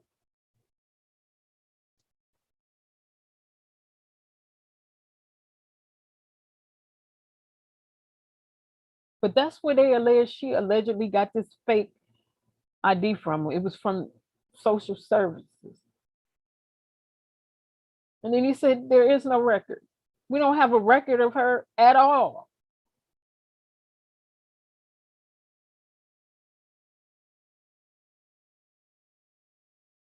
And then the clerk that they brought in with the dates wrong on this alleged supposed to be marriage, the dates were wrong. Not only did the defense bring out the fact that the dates were wrong, the clerk that allegedly came in that was supposed to say, oh, they got married, she wasn't even there. She wasn't even the one that took the information. And my question for the prosecutor becomes this: why would you all waste time bringing in somebody who was not even there and had no firsthand knowledge? Unless you were bringing in management and supervision of the departments. Not just the clerk, because the clerk took the stand and said she wasn't even there. She didn't take the information. She just said, well, yeah, I heard about it. That's hearsay. But the judge let her come up in there. Okay, she allowed it because she said, she worked there. She did work there. Okay, she does work for the department, but she didn't take the information. That came out in court. And the pastor who alleged that he married them, he said he didn't even know who they was. He didn't even see the person's face. She had her hair cut, half of this covering her face, whatever covering her face. What?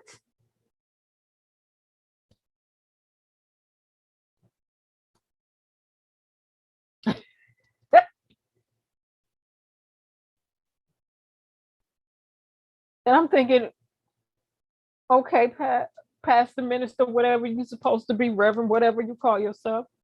Who told you that? She wasn't even wearing her hair like that over her eye during that time. You can go back and look at the pictures. You can go back and look at the video footage. Aaliyah is called Detroit's person for a reason, all right? Michigan. She went to school, Detroit, Michigan, a school of performing arts. She's called Detroit's baby, one of Detroit's R&B babies for a reason. Like, that ain't the way she was wearing her hair during that time. So,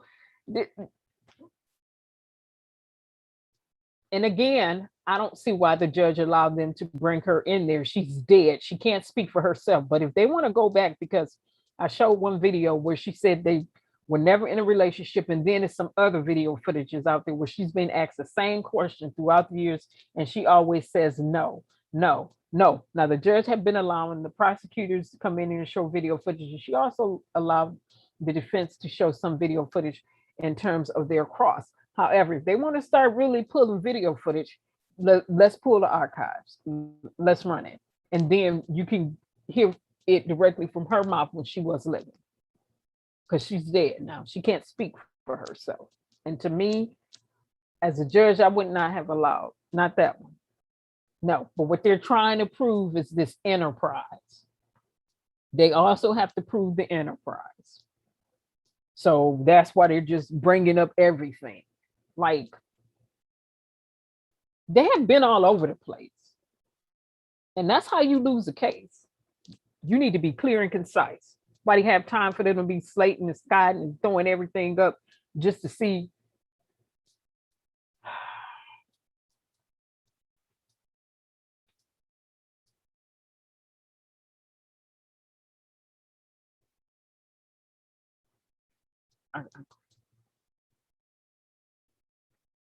Yeah, 14 is too young to me too, G Money. But like I said years ago, if I was doing something, my age would be 18 and up. But at the same time, while we're saying 14, it's 14-year-olds out there that are active. It's 12-year-olds out there active. It's 10-year-olds out there that are active. Whether we want to stay in a land of oblivion or not, it's minors out there that are engaged in sexual activity amongst each other. So from my perspective, it's too young too. But one state, whatever state that was, they've been lowering their age, lowering the ages. So again, like I said, it's a reason why Attorney Steve Greenberg said they have not proved the prosecutors rest. They have not proven Rico. You have to prove everything they put in there. They have to prove beyond a reasonable doubt. Bribery, where your witness, their witness said that was supposed to corroborate bribery. You can throw that out the window. He said nope.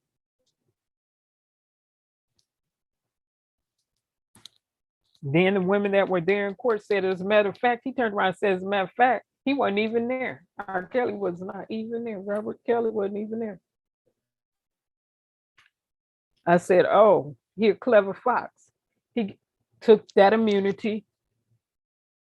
He came into camp, saw the little hens. This is my analogy. Got the little hens or whatever, got his immunity, and walked on out. Like, thank you. I'm an old fox because he is older. I'm an old clever, and foxes are naturally clever by nature. Got his immunity, said thank you. I guess Mr. Demetrius Smith is like, I can show you better than I can tell you, government or not. I'm getting ready to get this immunity because his allegedly the ones that he have kids by were about 14, 15 years old. And technically, he should be in prison if they go back on him. So he got his immunity and said, deuces. By the way, I just played you all like a fiddle faddle fool. You may have the education and the law degree, but you still ain't slick enough. You ain't clever enough for me. And it was like, I'm done.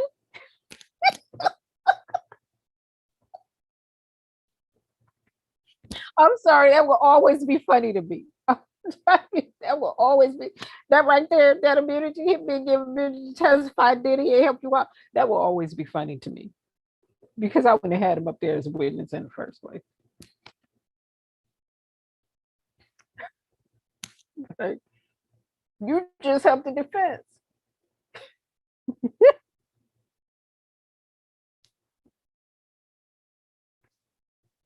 So I go back to what I said weeks ago. It seems as though the prosecutors did study the background of their witnesses and just didn't care, or they didn't study the background of their witnesses.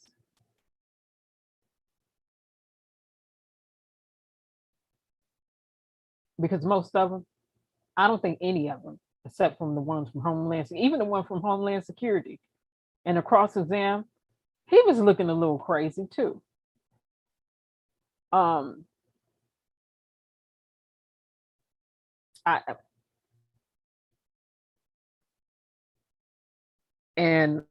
I see the news media spinning the fact that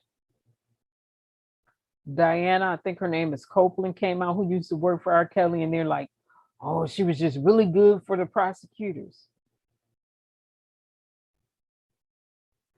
She was good for the defense too.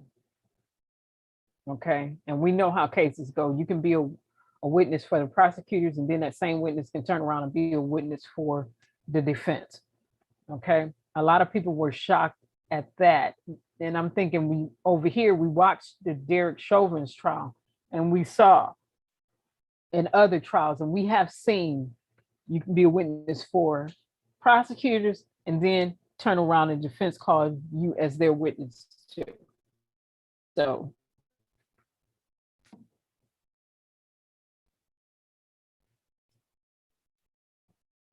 league to 12 ain't the average no more. It's below 12.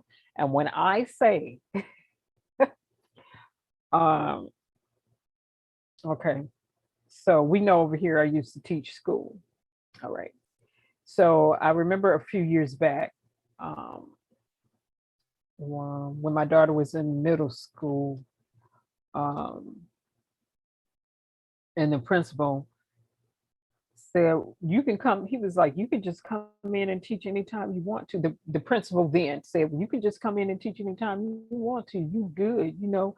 If I have a teacher that's out, he was like, because I already know your background, you're good or whatever. He was like, you know, you go through, and we have to go through and get our record, you know, get cleared.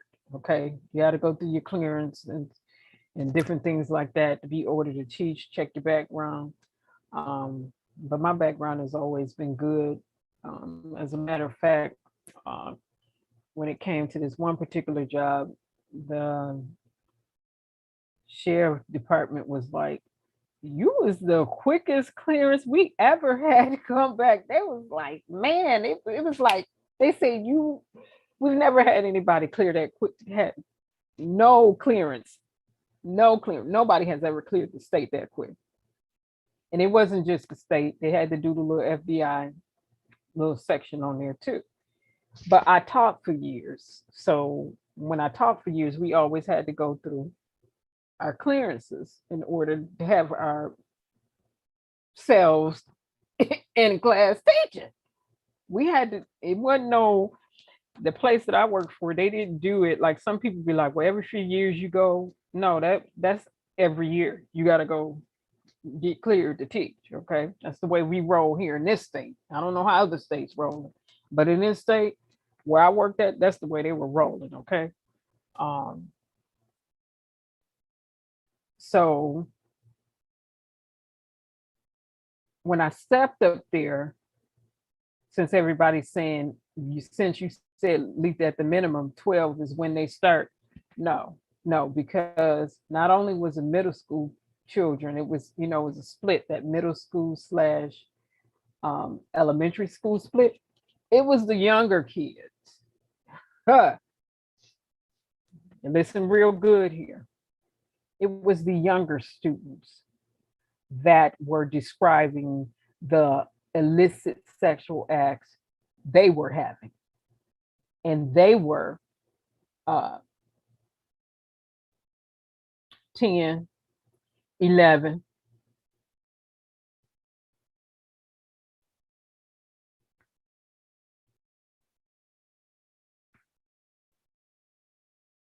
And the things that they were saying, I was like, we wouldn't talk. I'm from a completely different generation. I was sitting up there looking like, what in the world?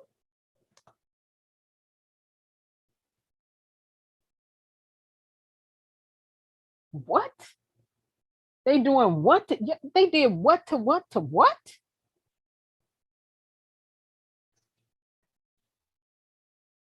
And I refused to say the things that they said they were doing.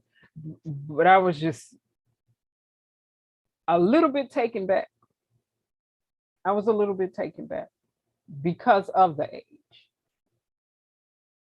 Not 100% surprised, but I was a little bit taken back. And I was thinking, what are we doing? Wow. Has this generation been exposed to so much till at this young age, they doing some things that I would never even in my mind fathom doing, even to this day. I just couldn't fathom doing that, not even to this day. So you say 12, but no, it's younger than 12. Believe that. Believe that. Those students, some of them students was on some next level stuff. I was sitting there like, really?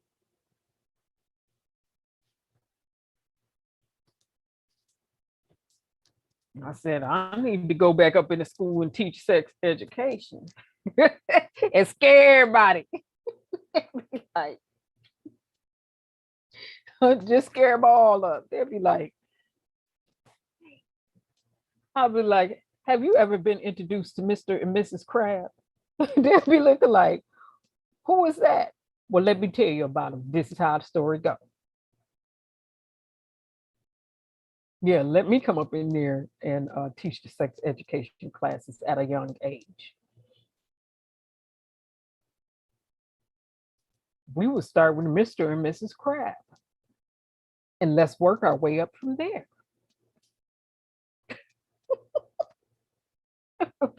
Lord have mercy, Jesus. The kids will be like, ah! Ah! I sure would. I sure would. If they bring that back, they'll be like, I'll be like, yeah, come here. Y'all sit down. This is where we're gonna break this down today. Get in the circle, get in a circle. Sometimes when I taught in my classroom, I wanted everybody in a circle. Let's get in a circle, let's conversate. Let's have a dialogue, let's converse.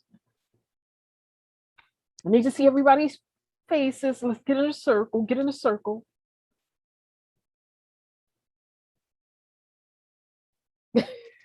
Solita, no, no, no, no. And we can go younger than that too. We can go younger than 10. And again, this was years ago. So I know they on some different type stuff now.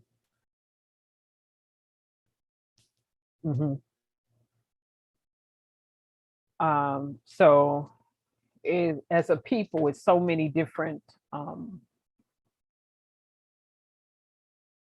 initiatives, not just an initiative. It's so many different things that we can be actively engaged in, and there's so many different ways that we can get involved and teach, train, and tutor the next generation. It's just many different ways. It's not just the financial aspect. It is the life skills aspect, because remember, a lot of schools took econ out. A lot of schools took home ec out. I want to say home ec, not econ, home economics out, where when I was coming along, and you probably were coming along to school, many of you watching were coming along to school, they had sewing, they had cooking, they had, just practical life skill things going on in there. They had wood shop. My daughter's school still had wood shop, art, and all those different things. That's why I sent her to the school that she went to, is because I looked at the curriculum. I wanted a curriculum that was similar to the curriculum that I had in school coming along, to a degree. And so, you go in and you start stripping away just the fundamental things that people need to sustain themselves in life. Remember, we had it, I'm a certain age, so we had it coming along middle school. When you hit middle school, high school, you get all of these different life sustaining skills that's been stripped away and out of these schools. So it's a lot as a people that we can do to be involved, not with just adults and helping assist adults, but helping assist and impacting kids as well. You clenching your pearls, Letha?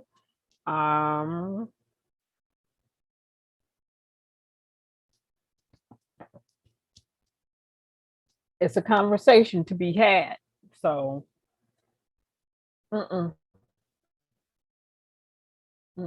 it's a conversation to be had. So, I guess it always causes me to question,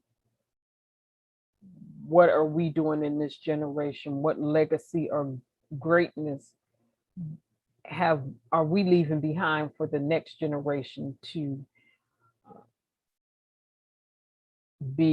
move forward, to fortify? How are we fortifying the next generation? How are we moving them forward? What level of greatness are we leaving for them? What legacy of greatness would they be able to look back on and say, the generation behind us did that so we can be here? What legacy of greatness holistically are we leaving for the generation that are behind? Would they look at us, this generation, and say, when this generation was downright catty, or this generation was more immature than we were? Because the generation that superseded us, like Martin Luther King, the Malcolm X generation, when they matured, but they, we could say, well, they had to mature because it was racism and everything that they went through, and they just didn't have time for the level of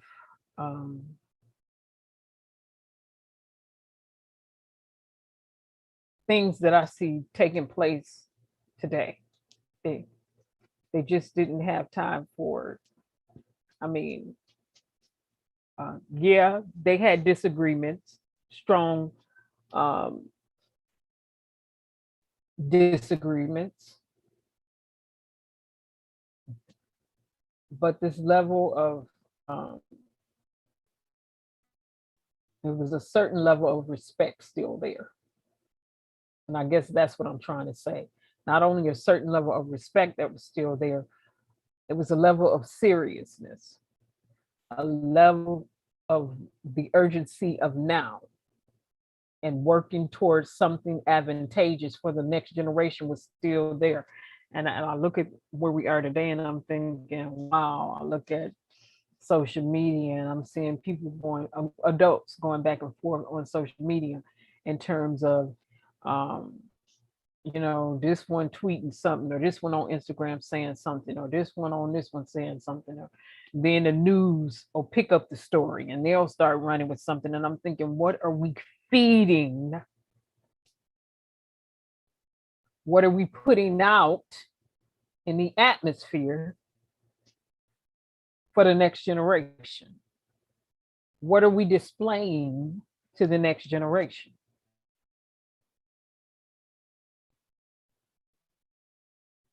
Does it include this legacy of greatness?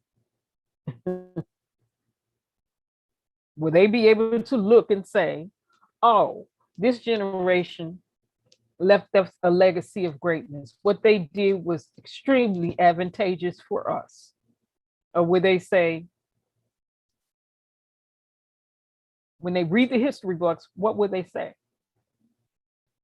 I mean, because historically, they're going to put the social media in the history book. It's going to be in there. The incidents that happen on social media, the cancel culture, all that's going to be in the history books.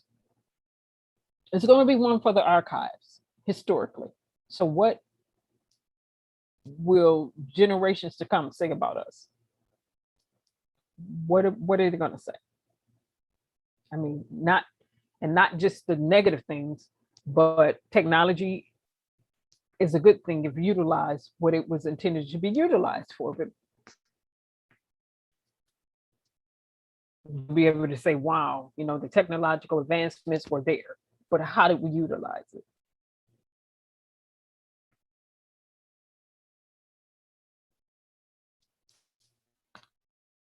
We have our convenience. We have our conveniences, fine, but at the same time, we have to take the good, the bad, and the ugly. It's the pros and it's the cons. So.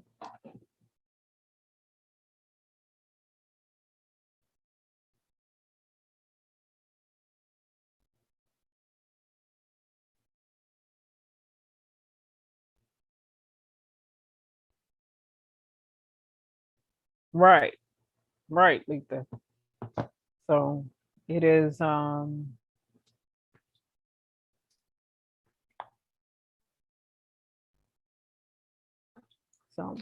that's what I wanted to come on and do.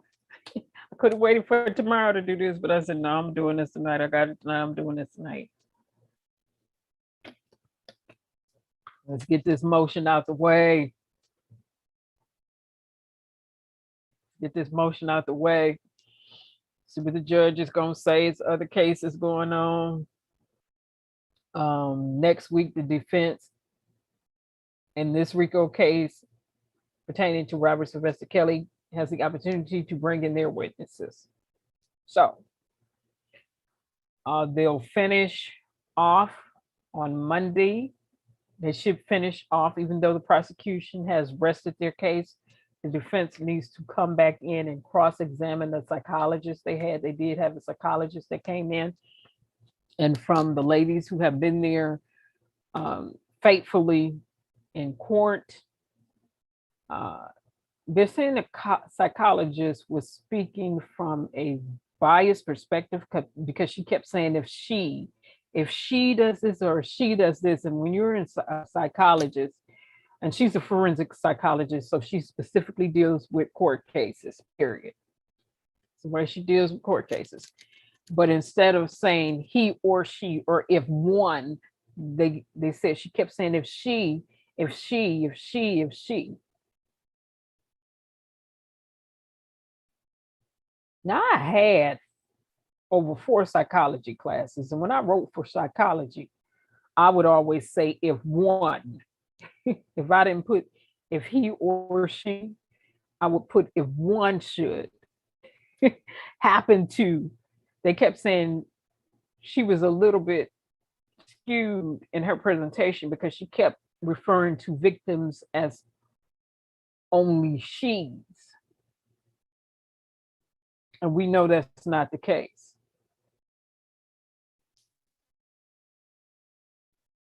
Oh, we know that's not the case. We can go on my community wall and look at the female teachers this year who have been arrested and charged for molesting or having sex with their students, which were underage boys and minors. The minors covered the teenagers. One such teacher was bouncing her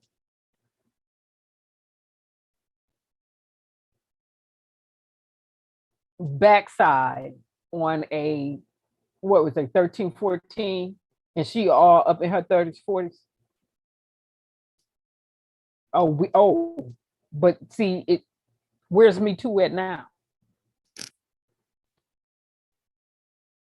If I start bringing in the males, but I guess it's okay because they men. Where would the Me Too be at then? A few years back, I helped a friend of mine file against, I helped her write up something and submit a complaint against some state worker. You know, because her son was in some, you know, juvenile, and it wasn't because he got caught doing anything, it's because she wanted to send him there. She thought it would help correct some behavior she started seeing in him. So, you know, she set up and she made her little agreements and negotiations with the state or whatever to send him, you know, because she thought he was going down this path, you know, of not coming in when he was supposed to, you know, doing some things like missing school or whatever. So she was trying to be a mother to intervene and hurry up and put that to rest. But when she did that,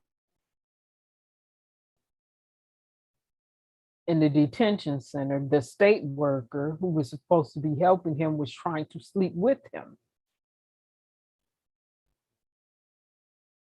and harassing him. I said, wait a minute, pause for a minute. Hearing this too many times. He's being harassed by her. She's gonna try to force her way up in there? And she's supposed to be helping him? So in our discussions, I said, this is what we getting ready to do. We're not getting ready to play this game. And I said, you get ready to get your son.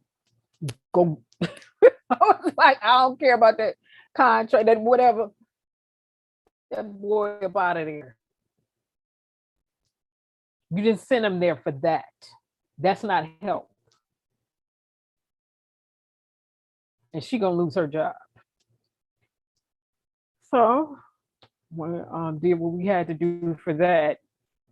So we just got to this Rico case is going on, other cases are going on, and we just got to be careful and not, the Me Too can be out there pushing their stuff, but I have nephews.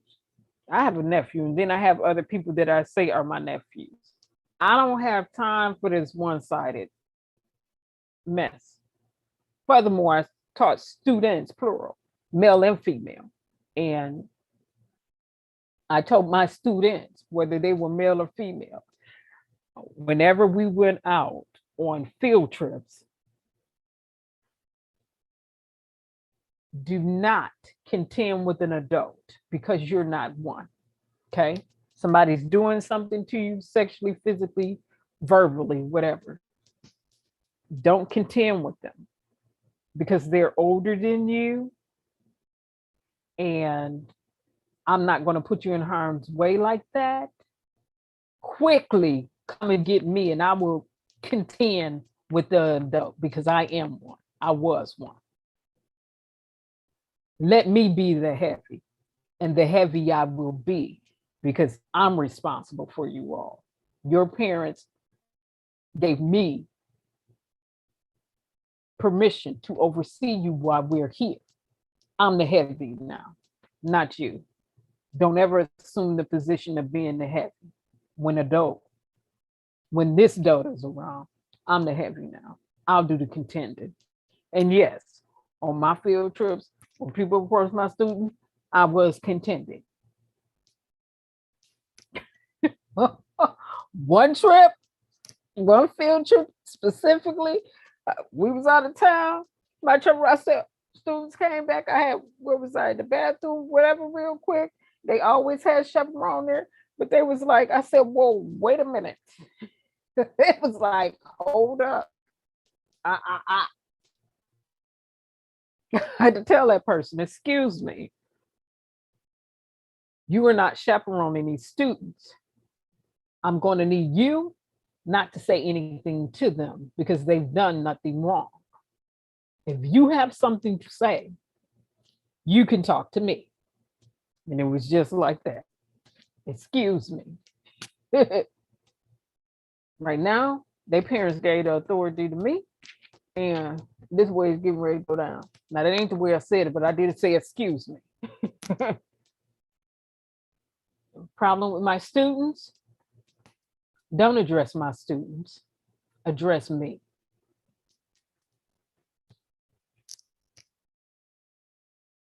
And then the lady was like, and then the woman was like, I said, no. It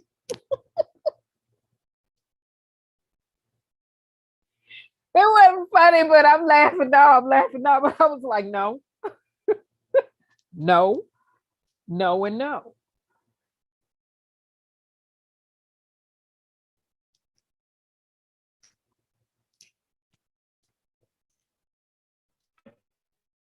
Mm.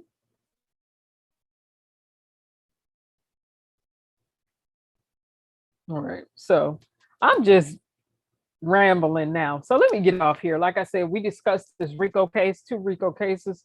Again, the motion was filed in the Rico case as it pertains to Robert Sylvester Kelly by his defense team. And the other Rico case involving the mob, I will definitely be watching that one because that's going to be interesting. Okay, they got 20 years of information, they say, pertaining to this mob, the mob bosses or the mob leads that they arrested. And I want to see how that case is going to play out. That's the traditional Rico case that we are used to seeing versus this Rico case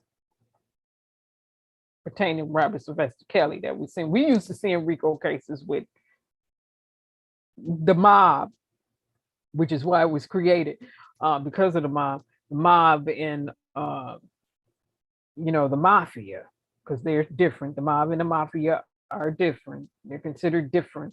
That's the type of stuff we used to seeing with gang. Then they added gangs onto it. We used to seeing that. We're not used to seeing this type of Robert Sylvester Kelly Rico cases. We used to the ones that I showed at the beginning. So I'm gonna be watching that to see how that goes. Good. I want to see what's gonna happen. Why the FBI was saying they should have learned from history, I was thinking,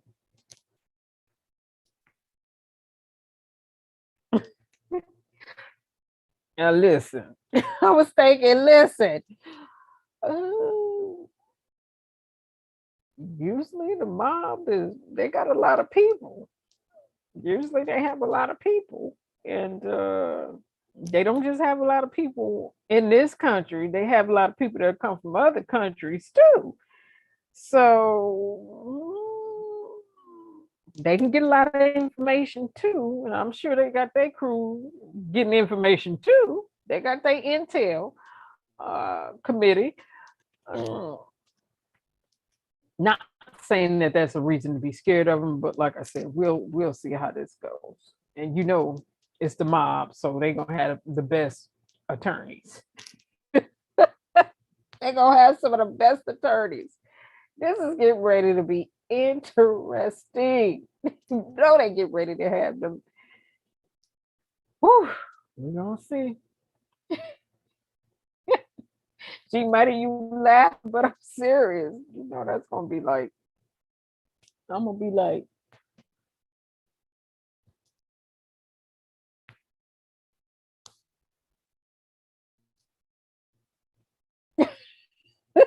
I'll be into that case. Be like, you looking like you said that. Now what this attorney getting ready to say? What the evidence looking like? Oh, okay.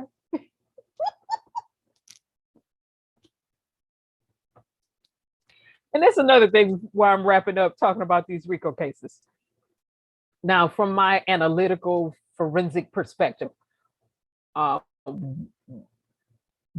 what would have been a more solid case for me in terms of what the prosecutors have presented is if they would have brought the forensics in. They tried to bring it in a little, but you're saying you have all these documents and you have all this signatures and you have his signature, you have all this and that.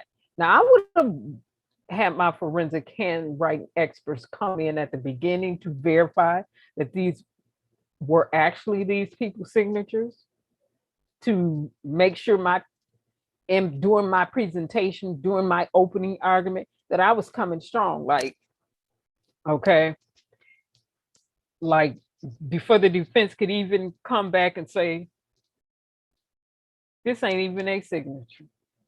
See, I'm going to bring in my forensic handwriting experts. I want to bring in my pathologists, or bring in the different aspects to say, listen, bring in the best, the ones from the top to say, yeah, the ones that can get the smallest little particle off of anybody clothing and from any scene and say, yeah, that matched him, and him. All is matched them.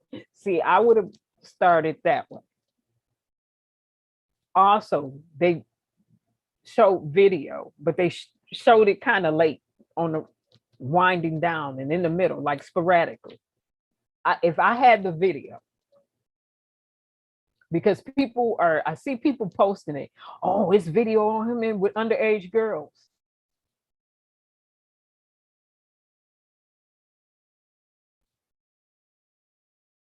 It's video footage of him on there with women.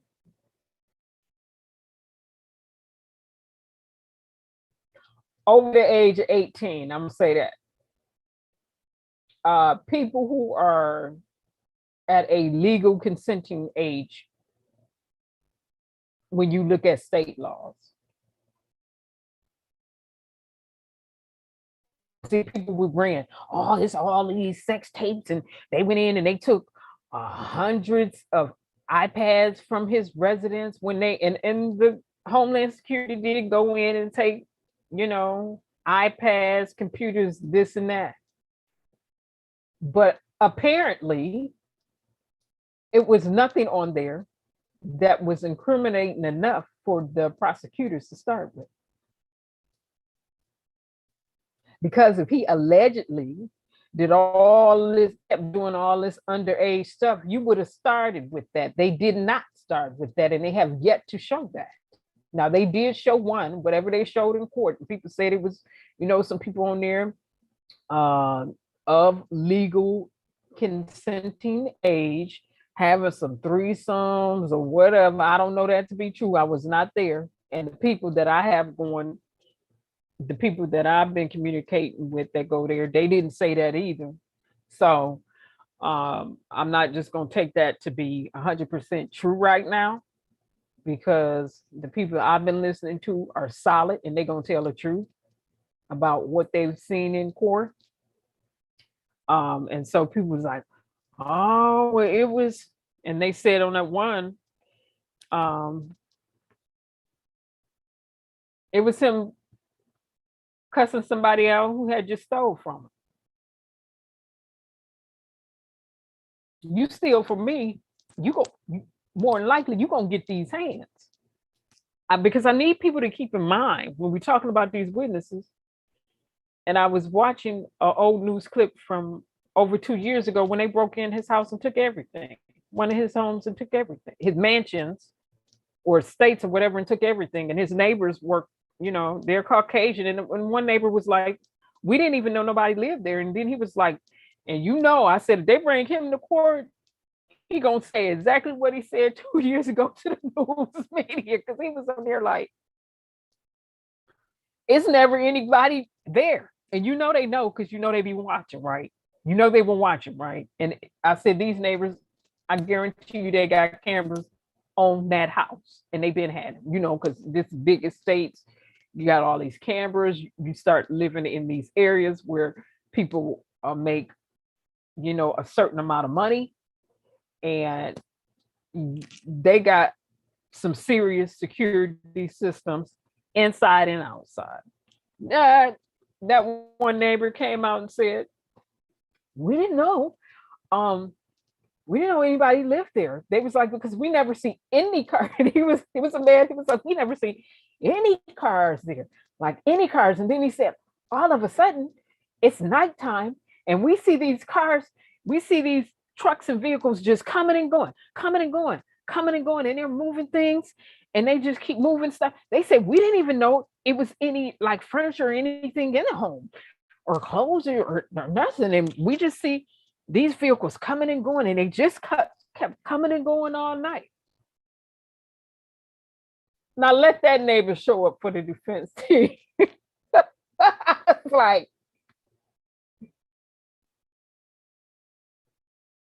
but these witnesses said they was captured, bound, kidnapped, couldn't get out.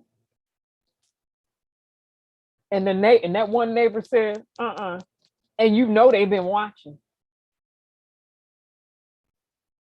Could tell you the time they was coming and going, the time of day it was. When you start living in those type of areas, yes, they be watching what you're doing, especially when you're in a certain community.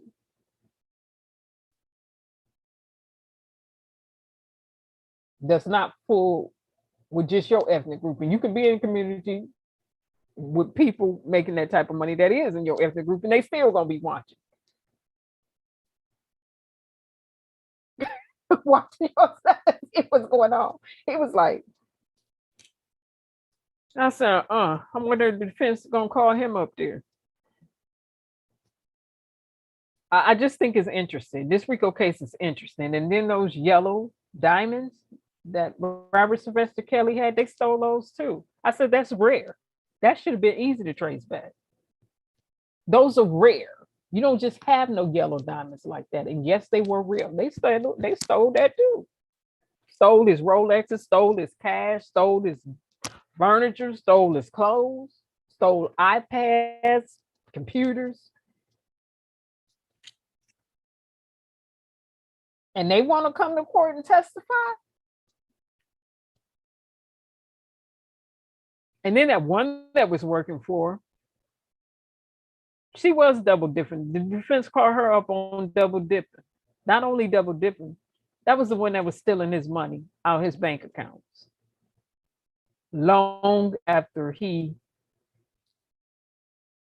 relinquished her from having access to his funds. So she testified this week. I'm not even trying to be funny. I probably would have tripped her. I would have been like somebody stick their foot out to trip her on her way walking up here, because she been in my accounts and then stole thousands, probably close to millions. Trip her on her way. But they have the witnesses come in from the judge's chamber, so it would have been nobody there to trip her, unfortunately. So scratch that. But I would have been like on her way walking out the side of court. You see her, trip her. Put your foot out there, be real smooth with it, and make sure she hit the ground for taking millions out of my account.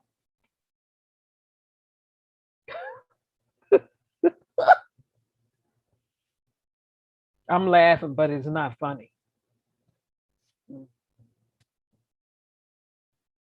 I'm laughing, but it mm-mm, mm-mm.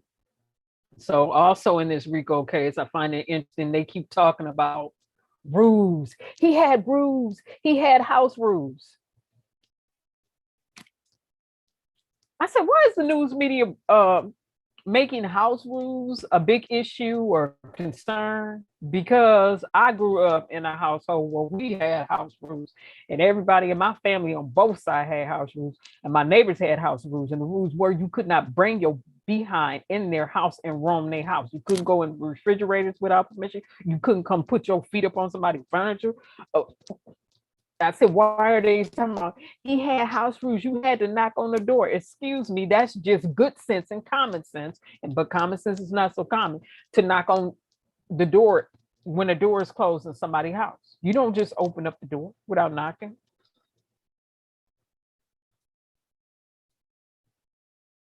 That ain't the way we were raised.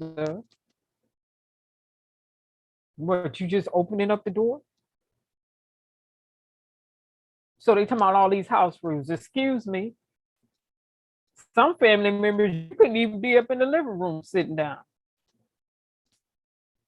Let me say it again. Why news media, traditional news media is trying to make house rules or rules in the house a big deal. They should have grew up with my family on both sides, and you'll see how some house rules go.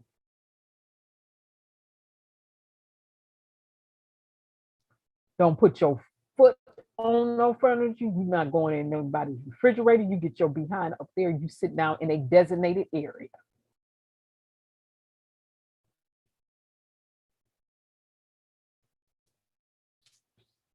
And if you were allowed in the living room area, you sat a certain way. And yeah, some of my family members still got plastic on their living room furniture. They got their stuff to rent. I don't know what to do. I'm thinking, where did they grow up? Why they trying to? Well, he had house. Roll up in my family members' houses, and you're gonna learn you're gonna find out about some house rules. You sure are. That's right. You find out about some house rules. If you even make it into my family member houses, because I got some family members, you don't get to roll up in their house, period. They're not going to entertain a lot of people. And another house rule, it was, especially for my ethnic group coming along, you wasn't going to be going in and out of nobody's house. My dad be like, stop going in and out the house. House rule. Don't you be going in and out the house. Don't leave the screen door open. I'm going in and out. Either go out and stay out or come in and stay in. You're not gonna be running back and forth all day. You're not gonna be running up and down. I'm like, so, but he had estates. He wasn't just living in a house. He was living in an estate and in mansions. So I can see anybody that's living in that type of, in the smallest home, you usually have, our ethnic group usually gonna have a bunch of rooms when you roll up in their house. That's the way we grew up. And you in a mansion, you're not getting ready to just be wandering all over the, what? Sit down. Sit down. Going through people's stuff. What?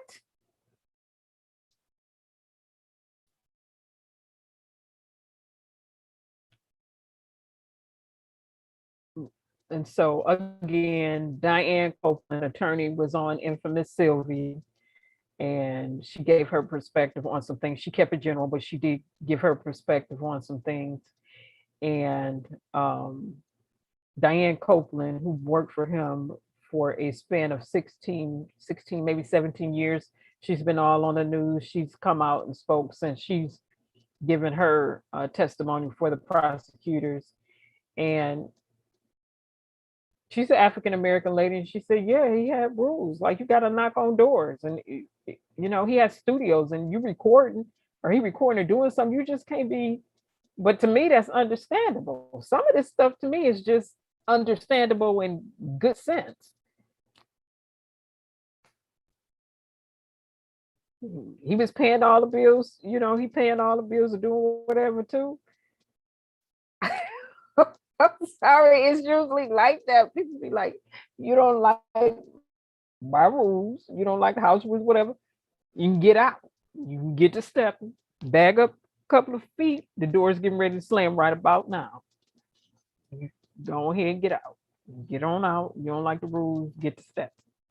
You don't have to be here. Go. So, like I said, the news media has tried to make that a big deal. There's just so many things that they're trying to make a big deal to make it seem like it's so demonic or diabolical. And I'm like, you wouldn't have your behind roaming all over my mansion, period. You can't have your behind roaming all over where I live now, period.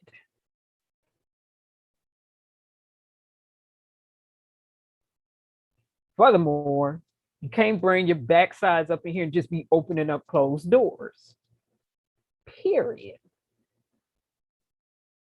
So that argument from the media that they're trying to play out, traditional news media and people that goes out the window for me.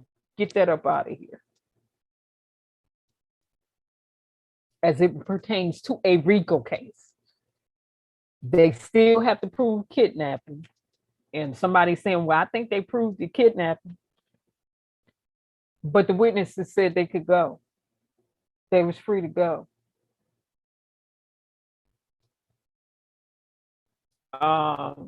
They were supposed to prove bribery, but the defense came back at them for that in this motion.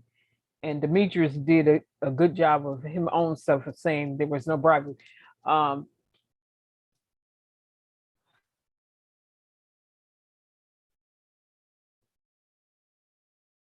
But they say kidnapping, bribery, and what was the other thing they was trying to charge him with? They had a bunch of stuff on there, but main things that they were going after, I don't think they did a good job of proving because of the witnesses that they brought.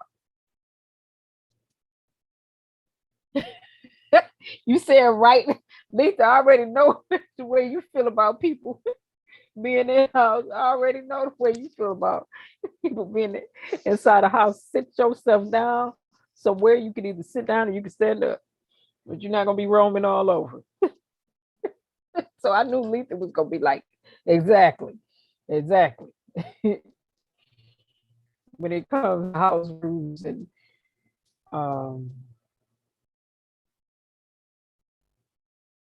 I already knew you was gonna be like exactly. Most of us gonna be like exactly. So they had to prove that. And another thing I think the news media are pumping up is they coming out, oh, it's males, these males that he allegedly supposed to have these relations with. I just simply don't believe that, and I've just really started paying attention to this case since the trial began. To the degree or extent I have been paying attention, I just simply don't believe that. One of the reasons I don't believe that is because the gentleman's stories were inconsistent when you read the transcripts. Not only that, they couldn't even remember when they were born. And I may be being a bit facetious when I'm saying this, but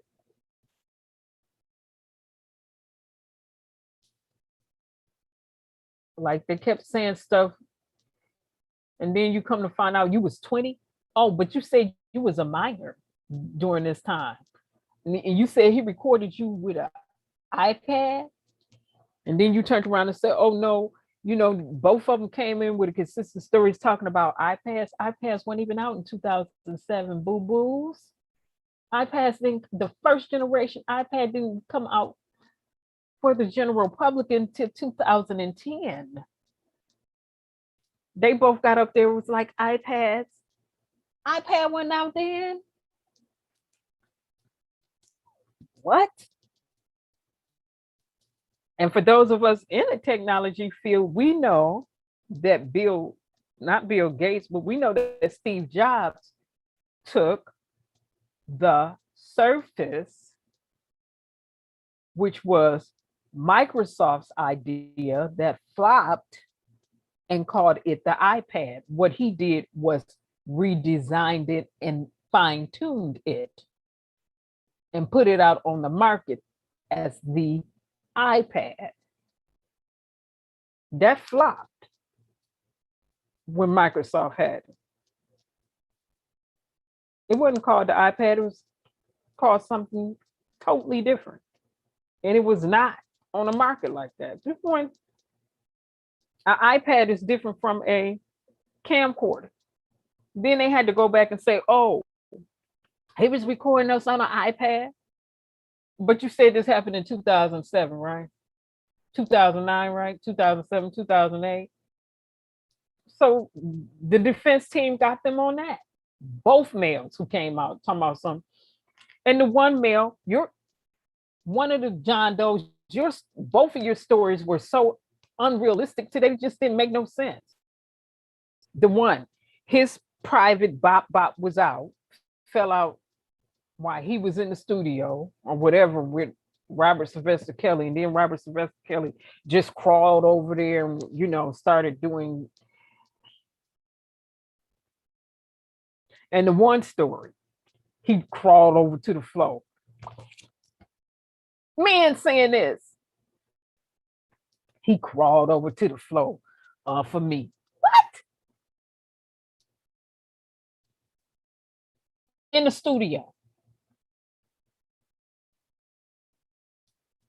Now these men, and I didn't get to cross-examine them because I'm not an attorney, but I would have said in the studio, who was present in the studio?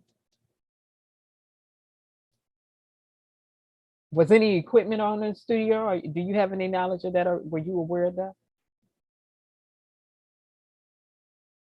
Because when you're in real studios and anything is on, because of the way that they're built, they pick up everything. Even when you whisper, it picks it up. If you're in there recording or doing anything. That's the way studios are usually designed. Pick up all the sound, excellent acoustics. So I just don't believe these guys. And then he's never been accused of being with any guys until these little goofies came along with this stuff. And yeah, I called y'all some little goofies.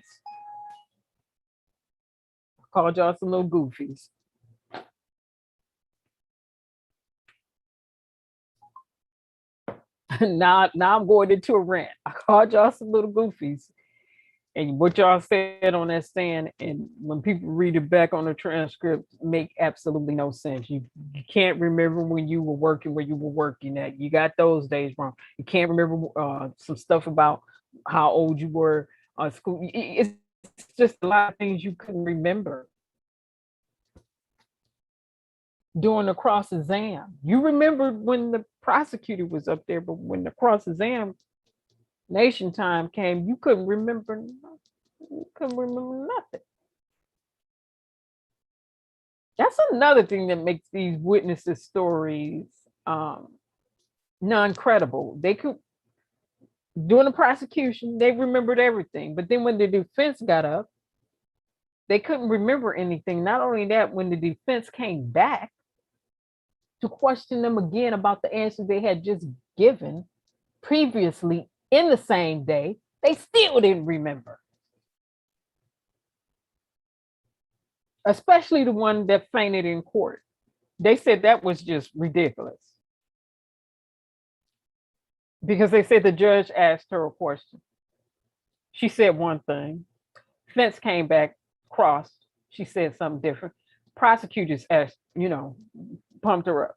The judge asked her the same question. She said one thing. Fence came back, asked her again. She switched it up. Then the defense came back again, reworded the question, asking her the same question. She switched her stuff up again. In the same day. They said within 30 minutes. And these are the type of witnesses the prosecutors wanted to bring. Okay. I'm going to get that transcript too. I want that transcript of the one that fainted in court. I want to see that. I want that. And the judge need not redact anything out of her testimony because I want to see her getting tripped up within 30 minutes. Since she want to be stealing from people. See, again, these witnesses coming in and they can remember everything from 20, 30 years ago, but then when the defense get up there, they can't even remember what they said 5 minutes ago, a few seconds ago. Don't you find that a bit interesting? Short-term memory, long-term memory issues. Is there any case of them having? What?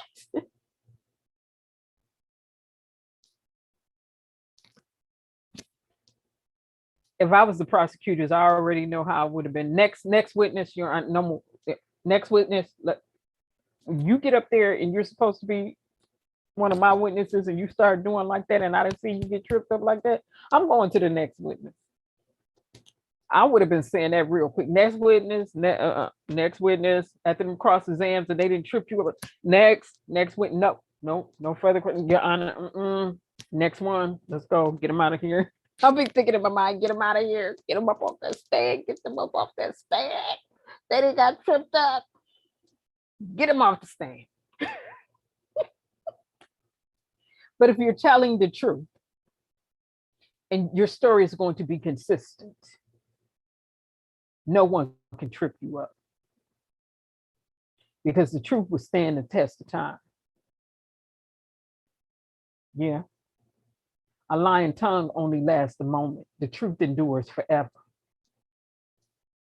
So while these witnesses are getting tripped up, they can remember things from 30 years ago, but then they do the cross-examination and they can't remember what they said 2 years ago. And then they can't remember what they said in court. I'll say it again. A lying tongue only lasts a moment. The truth will endure the test of time.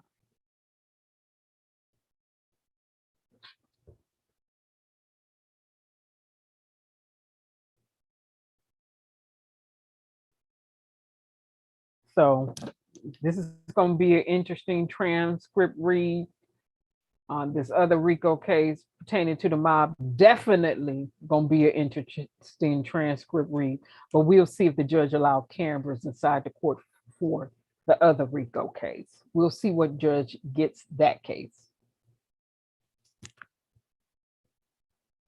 That's going to be interesting. All right, with that being said, I've talked long enough. I went over my time for talking. I just really wanted to come on here, share that motion, and talk about those different Rico cases. And you all have a pleasant evening and a pleasant night. Thanks so much for live streaming, everybody. I don't want to keep turning into a chatty patty at the end of this.